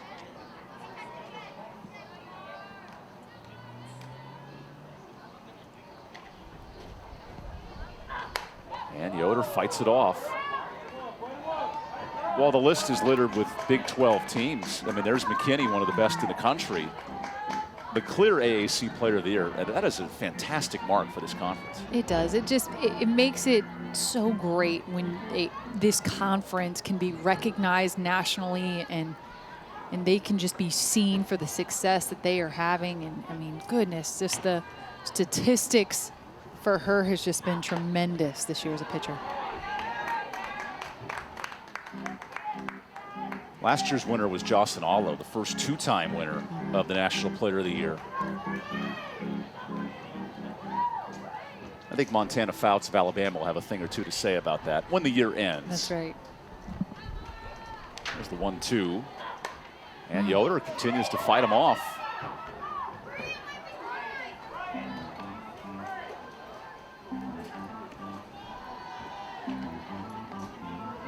Valerie Cagle of Clemson, another good player on the national finalist list. It's a great time to watch college softball because next Saturday, when all of those conferences are having championships on ESPN2, it is a heck of a day. And Yoder has a heck of an at-bat. There's a leadoff single for East Carolina.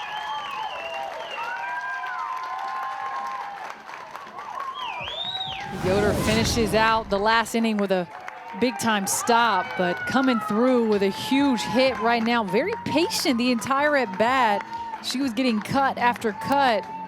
Finally straightened it out, and it's a base hit. So the senior gets on for the second time today.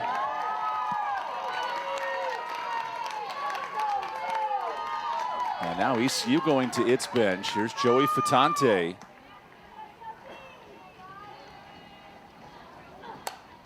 And Wools, in fact, after the first pitch. Oh, nice catch by Skaggs. That could have been rough. And we want to dive more into these USA Collegiate Softball Player of the Year because Sydney McKinney, that's an impressive resume for the American Athletic Conference. But what Cagle can do is a dual threat ball, maybe the best pitcher in the country for Oklahoma. And then you mentioned McKinney on the infield. There's a lot of talent on this list. So much talent. And again, I love that the American Athletic Conference has a member on this list. It's only just going to make the conference stronger, if you will. And again, just being recognized at that national level. And pitchers have won the award 7 straight years, including Allo and Rachel Garcia of UCLA. It has not been hitter friendly the last 5-6 years. Now ECU go to its bench here. Taylor Woodring, the pitch hitter.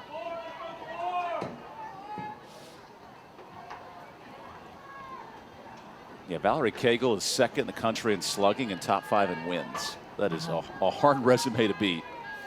The Clemson senior.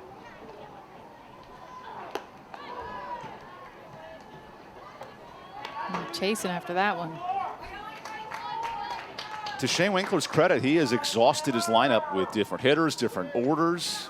Outside of 1 and 2 with Cindy Edwards, every different player and spot has been experimented with. It's any one spot.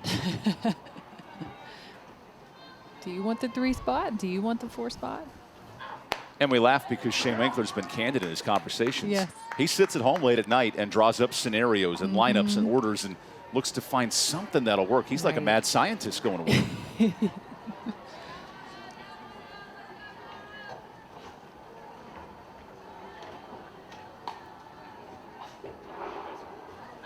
How as a coach do you find that productive order for Shane Winkler?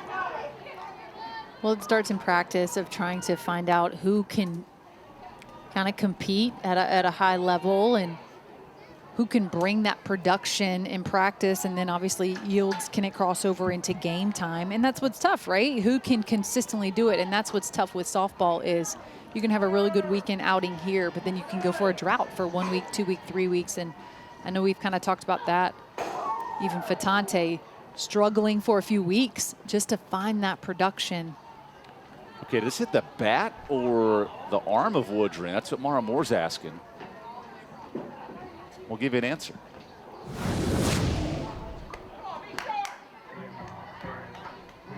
She's going forearm.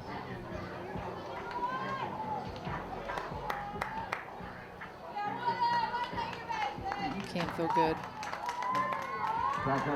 So a hit by pitch. Center fielder, number 1, Henry City. And now a chance for Chrissy Strimple and his staff to talk it over for a minute. Arms are warming in the Tulsa bullpen.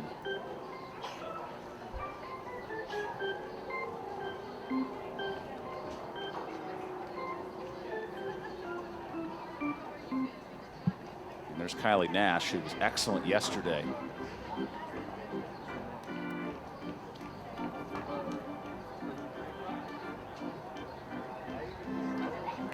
I don't know how I feel about the chicken dance song in a pitcher's meeting. I know it's to inspire an offense, right, with the whole marketing staff, but it just kind of makes me want to bob my head and swing my arms out wide, especially after a hit by pitch, right? Like there's like an innuendo behind that. Nonetheless. You're always looking for a higher meaning.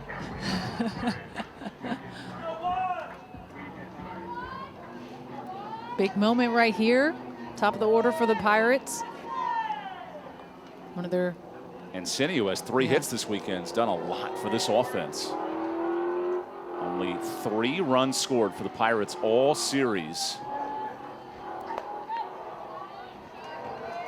And you know Moore is going to try to keep it away from Cindy as best as she can. Cindy just has a way to place the ball so well. Just such a productive slap hitter.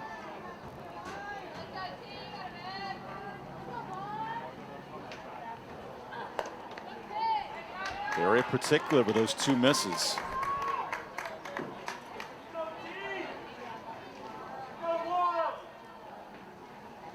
Cindy ripped one right, then was popped up to left. Let's see what Mara Moore brings on 2-0. And Cindy pops it up. Good hitter's pitch and cannot do anything with it. That's Edwards for the first out. Sorry, the second out. Yeah, definitely not what ECU wanted. Again, that's the second pop fly of this inning. 2 on base. And in a good count. I mean, that's what you want as a hitter, is to execute. Yeah. It just hasn't happened today. And just can't place the ball or really get a base hit when you need it the most. So Taylor Edwards gets a clean slate. A walk and a fly out today. Now, Edwards has been the Pirates' best hitter this year with runners on base. A .460 average, maybe none better. And here's been the story of the game this season for East Carolina, 2-out hitting. Well, on one end, Tulsa's been great all year hitting with 2 outs. This has been the pandemic of the Pirates' order. Yeah, it really has. When people are on base and scoring position, finding that base hit, finding a double to move those runners around is just what they've been lacking. What a pitch by Mara Moore. Mara Moore really working that outside corner. Finally finding it. And really trying to make Edwards earn her a hit. A sophomore falls behind 3-1 to the 5th-year senior, Taylor Edwards. His current club, UCLA, her former team's now in the top 10 in the country. That's no surprise out in the Pac-12.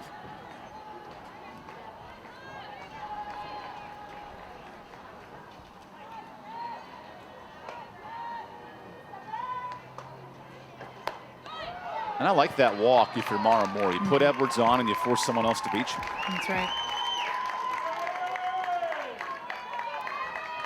I think Mara Moore right now, again, this is the toughest spot she's been in all weekend long. However, As a pitcher in this moment, you have to trust your stuff. You have to trust what you have done so well all weekend. She has been so tough in big moments.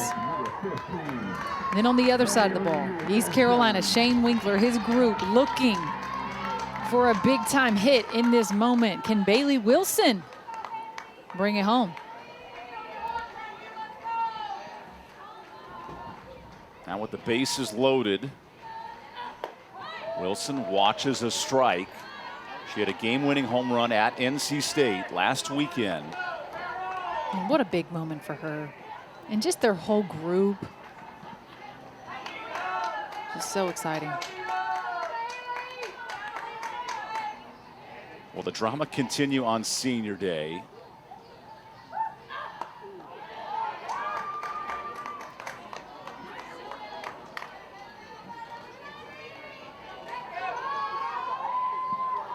Both team seedings are locked in. This is about getting momentum heading into the AAC Conference Tournament. Tulsa trying to preserve this 2-run lead. They just gathered it in the top half.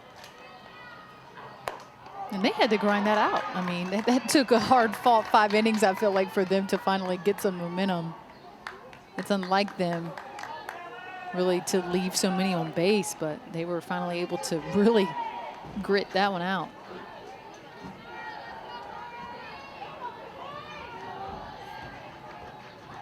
Hitters count. Wilson just missed it. While Tulsa's left 8, the Pirates have only left 3, but what a spot here in the 5th. 10 left on yesterday in a 3-run loss. 5 more left on, and were shut out in game 1.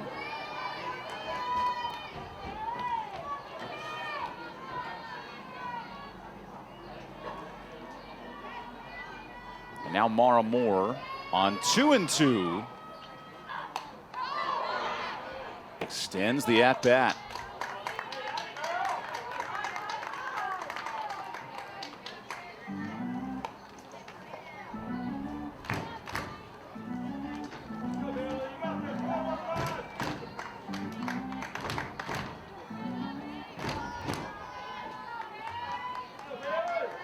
And Mara Moore hasn't surrendered a run in 10 innings this weekend. It's been locked in.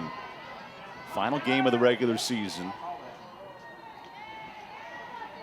Moore will try it again on 2-2. Gives up a fly out to short, and Edwards is there to save the day.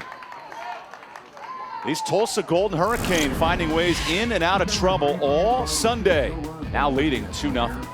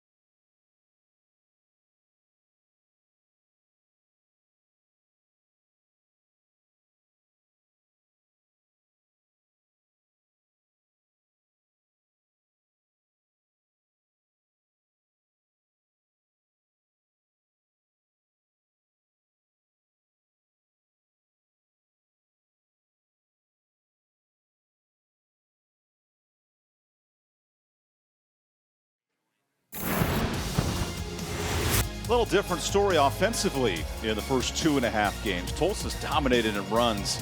And look at those chances. 41 combined runners left on, and that's continued today. It really has. As you can just see the stark contrast in hitting. 25 to 9 hits. Tulsa has just been really dominant, especially in that top of that order, really led by Haley Morgan and her tremendous outing this weekend. As I mentioned her name, here she is next up.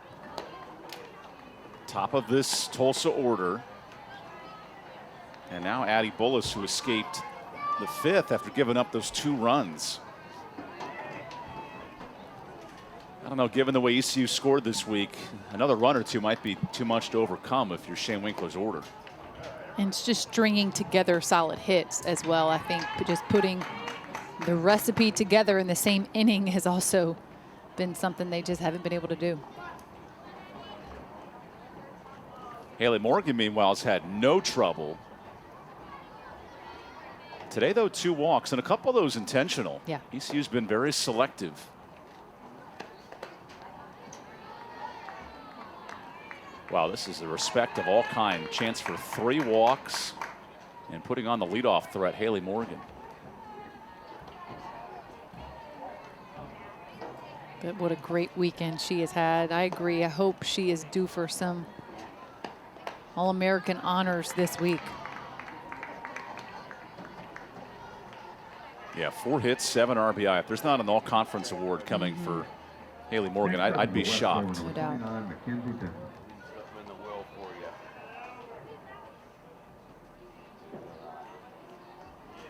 So Mackenzie Denson re-enters in this spot. Mackenzie Keelan now in at 3rd. A couple of changes for the Pirates defensively. And they'll get tested here on a bunt. Wilson makes the play. There's the first out.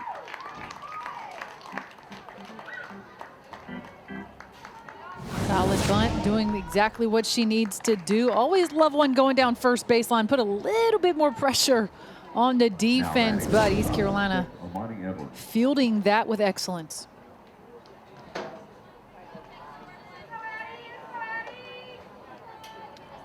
Monty Edwards, who has 4 hits this series, gets a good hit here. That will stay in the park. Allowed out for Sawyer and right, but it does move the runner to 3rd.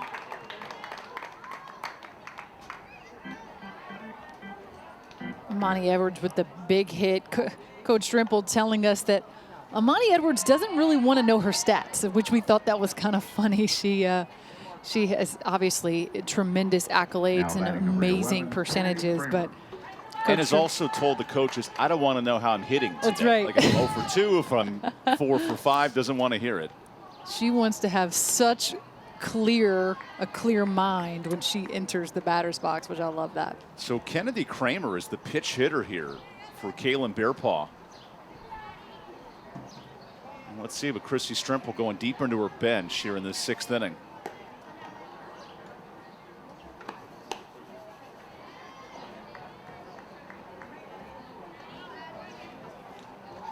Not great numbers for Kramer this year. Does have 19 starts, usually a defensive specialist. Now looking to cash in Morgan.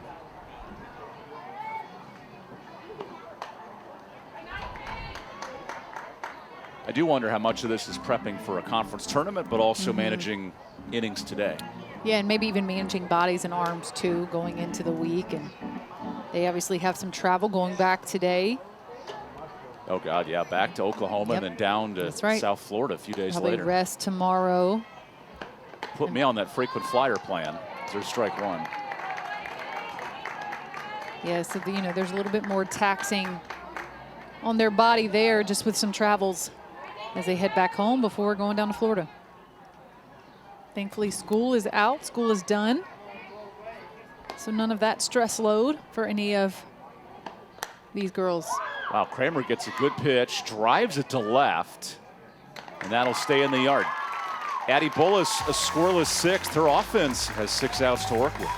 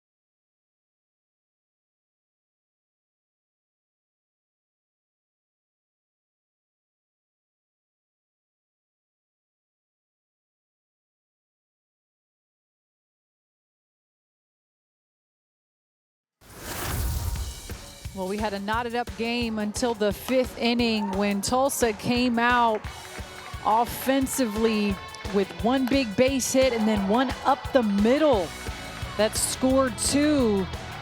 See Amani Edwards getting her to slide in at home. A huge base hit there from Nash to get Tulsa on the board. Big thing for Tulsa all weekend has been their offensive production, but they had to grind this one out, Evan, but that 5th inning is all it took for them to get on the board. And that allows Tulsa to work with a lead. Here's Mara Moore searching for her 13th complete game. That would be second best in the AAC. And powers one through Anna Sawyer. How dangerous is this Tulsa team come tournament time? Well, I love where they are right now, which is all that matters. Every team, every head coach, you want to peak at the right time, right? No greater time to do that than in early May going into the tournament this week. I think their pitching is so solid right now defensively. One error today. I think that's an easy cleanup, and they're exactly where they need to be. Offensively, they're hitting extremely well. And this after a dominant effort from Nash and Moore against Oklahoma, holding the Sooners to, now I know 6 is the final score, but only 3 earned runs, and those all came in the 7th. Yeah, and that's got to be a huge confidence booster when you're playing the top team in the country. And then, mind you, they also played Oklahoma State a few weeks earlier. So, as my head coach used to always say, to beat the best, you got to play the best. And they're just getting that huge, high-level experience. It's just going to help them make a tournament run. So a full count here to Anna Sawyer. No pitcher with more complete game wins and shutouts in the American than Mara Moore, and she wants to add one more to her regular season.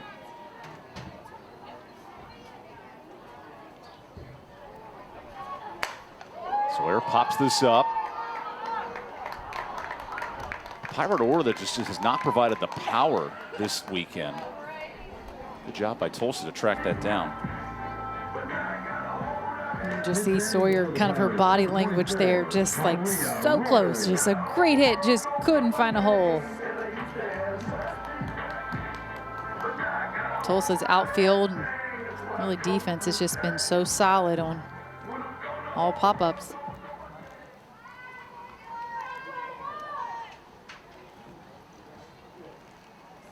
So here's Logan Sutton, who is now pitch hit for. My apologies. That's Malia Roll checking in.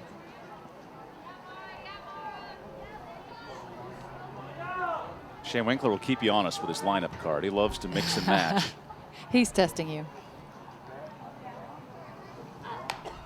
Roll hits one to third. That was pretty quick. Wow. That was out in like 2.5 seconds there with Skaggs over third.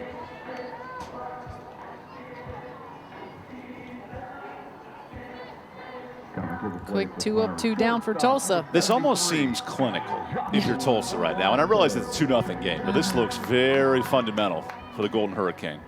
Yeah, they are playing so solid. Again, going up against a tough Houston team this week. That'll be the 4-5 matchup. East Carolina will face South Florida on its home park in that opener.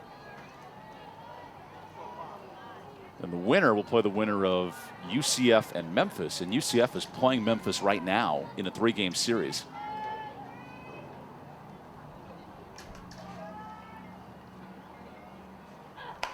Alonso rips one foul.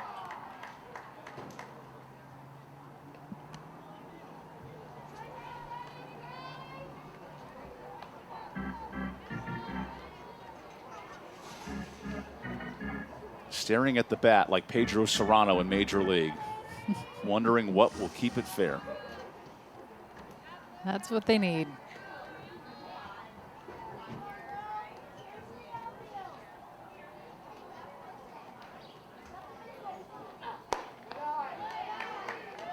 You do wonder how much of this is a mental hurdle as much as it is physical for East Carolina.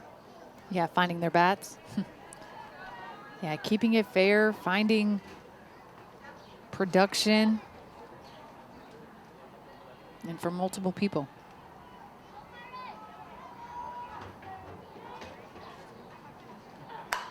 Alonso to right, hits it hard, but in the wrong spot. And that ends it. So we go to the 7th final inning, possibly of the regular season. The Tulsa up 2.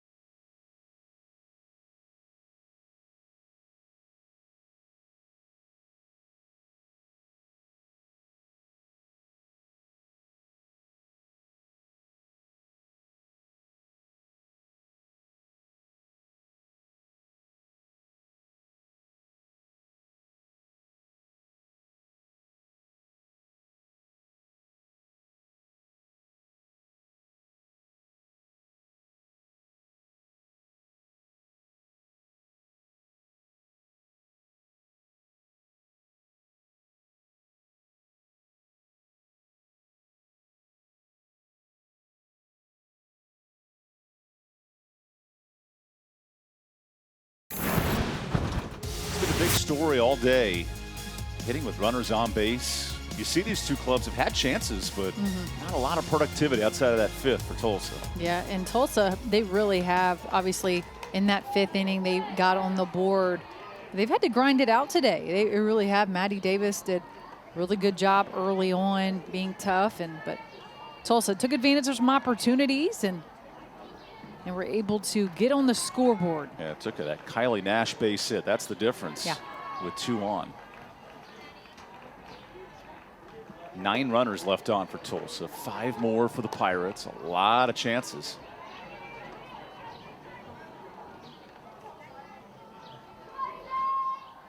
Both coaches know come Thursday, it all will be one big chance. Single elimination tournament. An opportunity the next few days to rest the arms of the pitchers. And it's been chalk the last 5 years. The 1 seed has taken home the title for the last 5 tournaments. Wow. Which makes you wonder then who's a team outside of Wichita State that could make a run in the AAC. Right. Anything can happen, single elimination. That was more of a question. Oh, yes. Who can make it happen? Well, Tulsa's pretty hot right now. It's going to be tough going against Houston this week. That's going to be a really good battle. But who could it be? I'm going home cooking. I'm taking South Florida pitching and home crowd. Yeah, the home crowd is a big advantage. Remember, the tournament was hosted here in Greenville last year. That's right. That did not stop UCF from winning the title over South Florida in the final.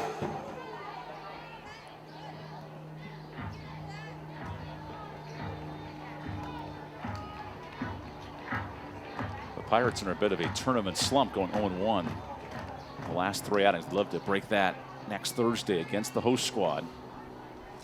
All those games are on ESPN+. And Skaggs scoops 1 foul.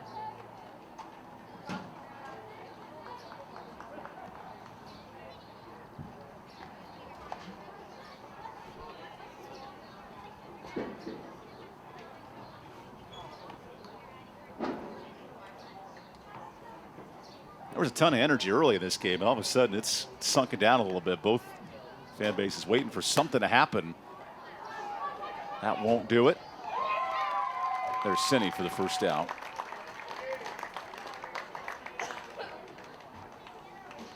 Yeah, I think some of the big moments of people looking for some Now batting for Tulsa, number some 21. big time hits. Obviously Tulsa coming through in that 5th, but ECU leaving 3 on base, which is really tough when they had scoring opportunities there.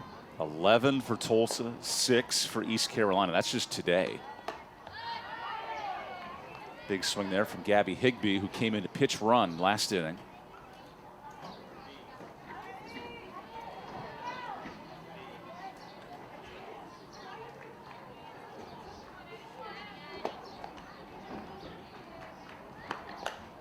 And Higbee slaps one just foul.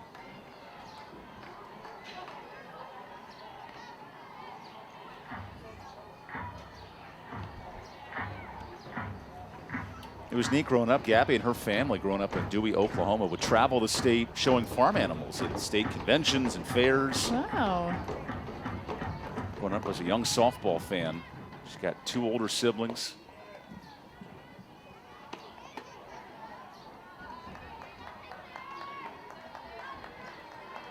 Oklahoma just has such good softball. I can only imagine just how competitive recruiting is. Well, I think from a pitching standpoint, Yes. Jocelyn Allo and then Kalani Ricketts of 5 years ago, those 2 pitchers were amazing in the Yeah. last stretch. Patty Gasso knows how to recruit them out there. And Oklahoma State says, well, hold a second. We're pretty good, Exactly. too. Yes, Top they 10 in are. the country. Tulsa, 11 conference titles between the American and Conference USA. They've had great success. So it's a heck of a state for softball. Now batting for the Golden Hurricane is number 13, Celeste Wood. It's a big game today at 2 o'clock Central Time. Number 1 versus number 2. With number 3 in the country, Florida State, wrapping up the ACC this weekend. Lonnie Alameda's club, they beat Louisville to clinch the regular season. UCLA has clinched the Pac-12 title this week with a win over Stanford. Those are 2 good clubs in the top 10.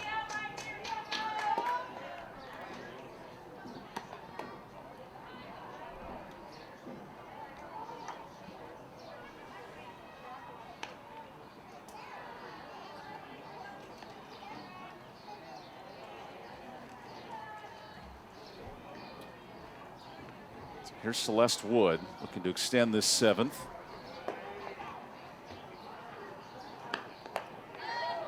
Addie Bullis 1 pitch away from 3 score. That's a good outing out of the pen. Working the plate really well, keeping the ball out of the middle. It's being really solid.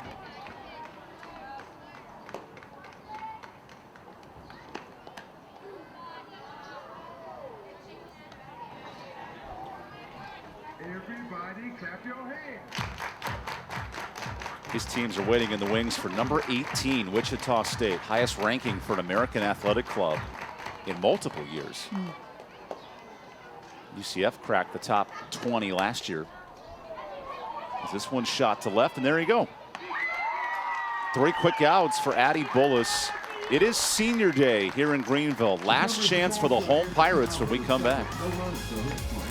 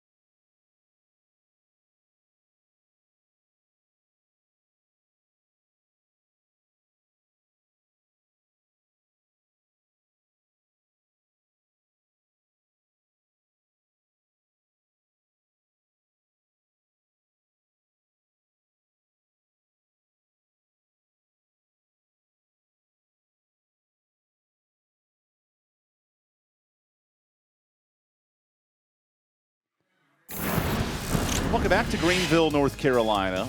Mara Moore in line for another complete game win if she can close out these next 3 outs. And East Carolina, 6 runners left on. They'll have another chance here with 3 more to go. Yeah, Mara Moore has had an exceptional weekend, and this afternoon, what a performance she has had, really putting the pressure on East Carolina, but she has been so tough. And her defense behind her as well. And Sydney Yoder smacks one foul. It's been that type of day for the Pirates offense. Everything hit hard in the wrong places and just haven't found the hits. Or right to people. A lot of good contact. Just cannot find a gap.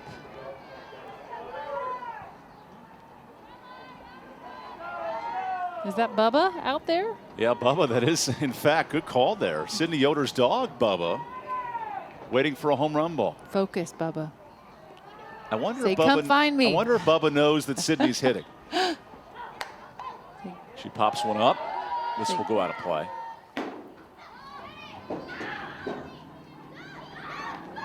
All the young girls and the teams are trying to. Little did they know the ball has to be returned That's down that right. chute. Yep.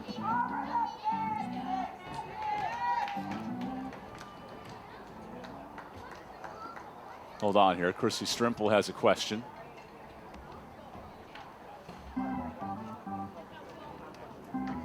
Okay. Substitution. Is everything okay? Did Skaggs notice something? Maybe asking if, did Yoder step out of the box on that swing? I don't know. Pulling out all the tricks on the final day of the regular season. Whatever it takes. I actually don't know what was being asked there. Let's see. Let's see. Did anything happen? No.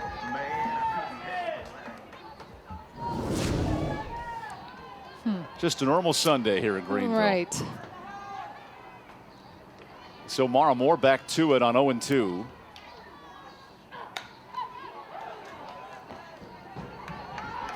Mara in conference play has now 7 complete games. That's the most of any pitcher, looking for her 8th today. And has only given up 3 hits all series. Yeah, she's just had a great weekend, and just to be just a sophomore, really good ERA. She's building her confidence for the rest of her career. Man, just a really, really good weekend. At bat continues 0-2. This East Carolina crowd is coming to life in the last inning. I think those girls were guaranteed a little more offense when they showed up, given what we've seen in Game 1 and Game 2. They've been great, though. They've been on the fence all afternoon. So much excitement. I mean, give me all the Dippin' Dots and popcorn and soda, and I'm in. Not if I beat you first. There's the 1-2. And a strikeout. Mara Moore's having none of the fun here at home.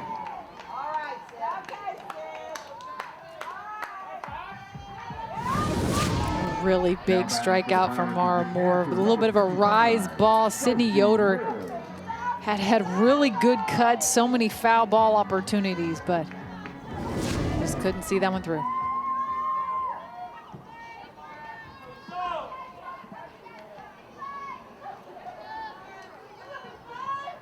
Two outs to work with for this Pirate order. There's one of its 6 seniors today. Sophie Wools, who pops up the first pitch.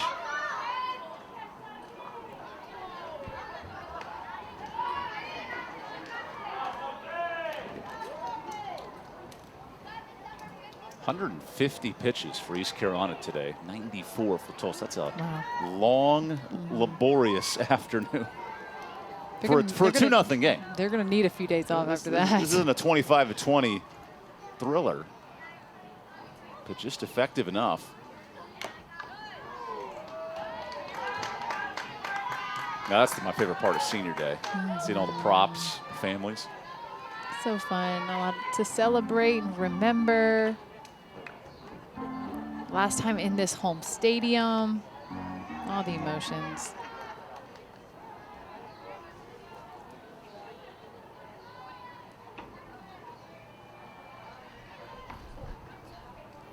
Wolves searching for 6th hit of the year.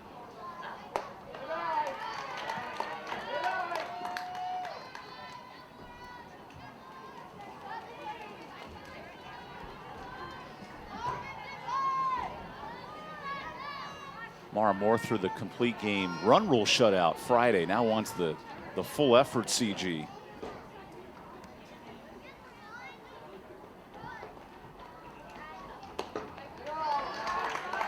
That one just missed.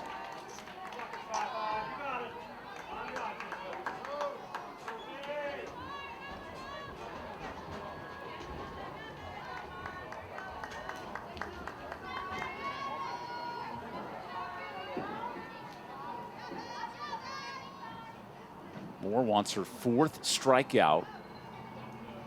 And here it comes. There it is. Back-to-back Ks for Mara Moore.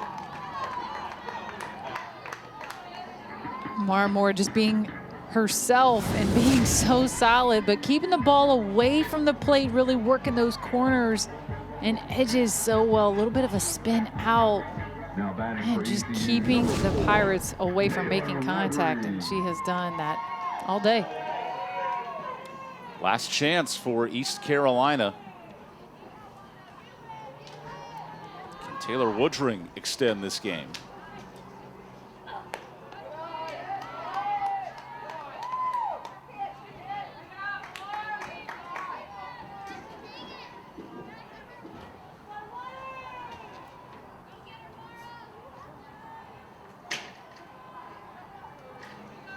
Tulsa 1 out away from its 10th straight win over East Carolina.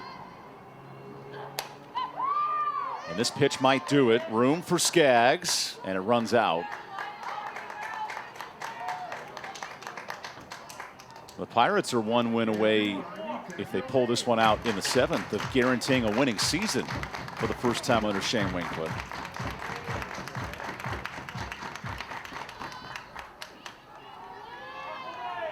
The bats have just gone quiet. 2 hits today.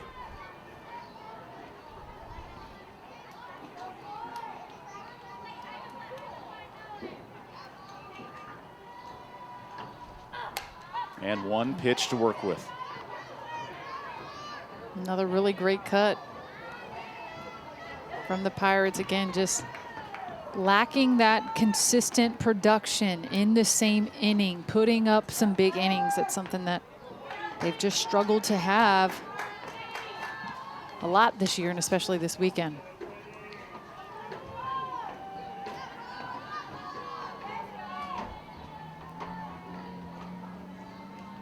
Mara Moore goes for the complete game shutout. And Woodring fights it off. I mean, the numbers are excellent today for Mara. Yeah. Threw a no-hitter into the 4th. And you can tell the sophomore's feeling some confidence right now. As she should. She's had a great afternoon, a really good weekend. She'd be very pleased with her performance. A chance for win 13. Will not come easy in this one.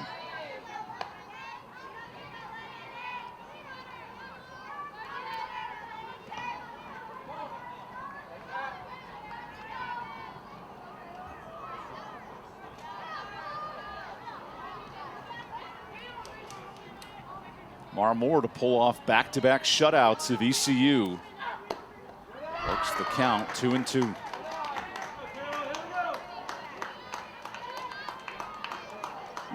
Because clearly she's not going to walk in runs. You got to earn it here for East Carolina. Gotta earn it.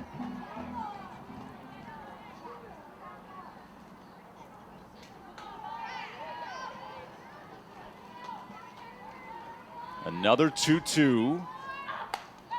Another foul ball.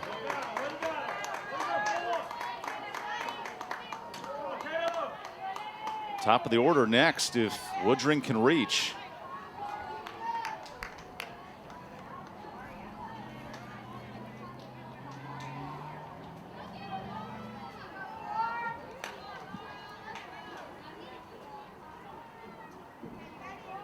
So Mara Moore back on 2-2. closes out the complete game shutout. Win number 13 as Tulsa's won 10 straight over East Carolina. Marmore put on a little bit of a show in this final inning, Evan, to close it out. Not one, not two, but 3 strikeouts in a row for the sophomore to clinch the victory for Tulsa. Tulsa takes advantage, 3-game sweep over East Carolina. Thanks for joining us all season long here in Greenville for college softball coverage. I want to thank our production crew for their hard work, and of course for Brittany Hoyt for being with me all season. I'm EvanBudrovich. We say good night from Greenville as Tulsa pulls out the series sweep. This is a presentation of ESPN. In the AAC tournament, on behalf of ECU, the Athletic Department.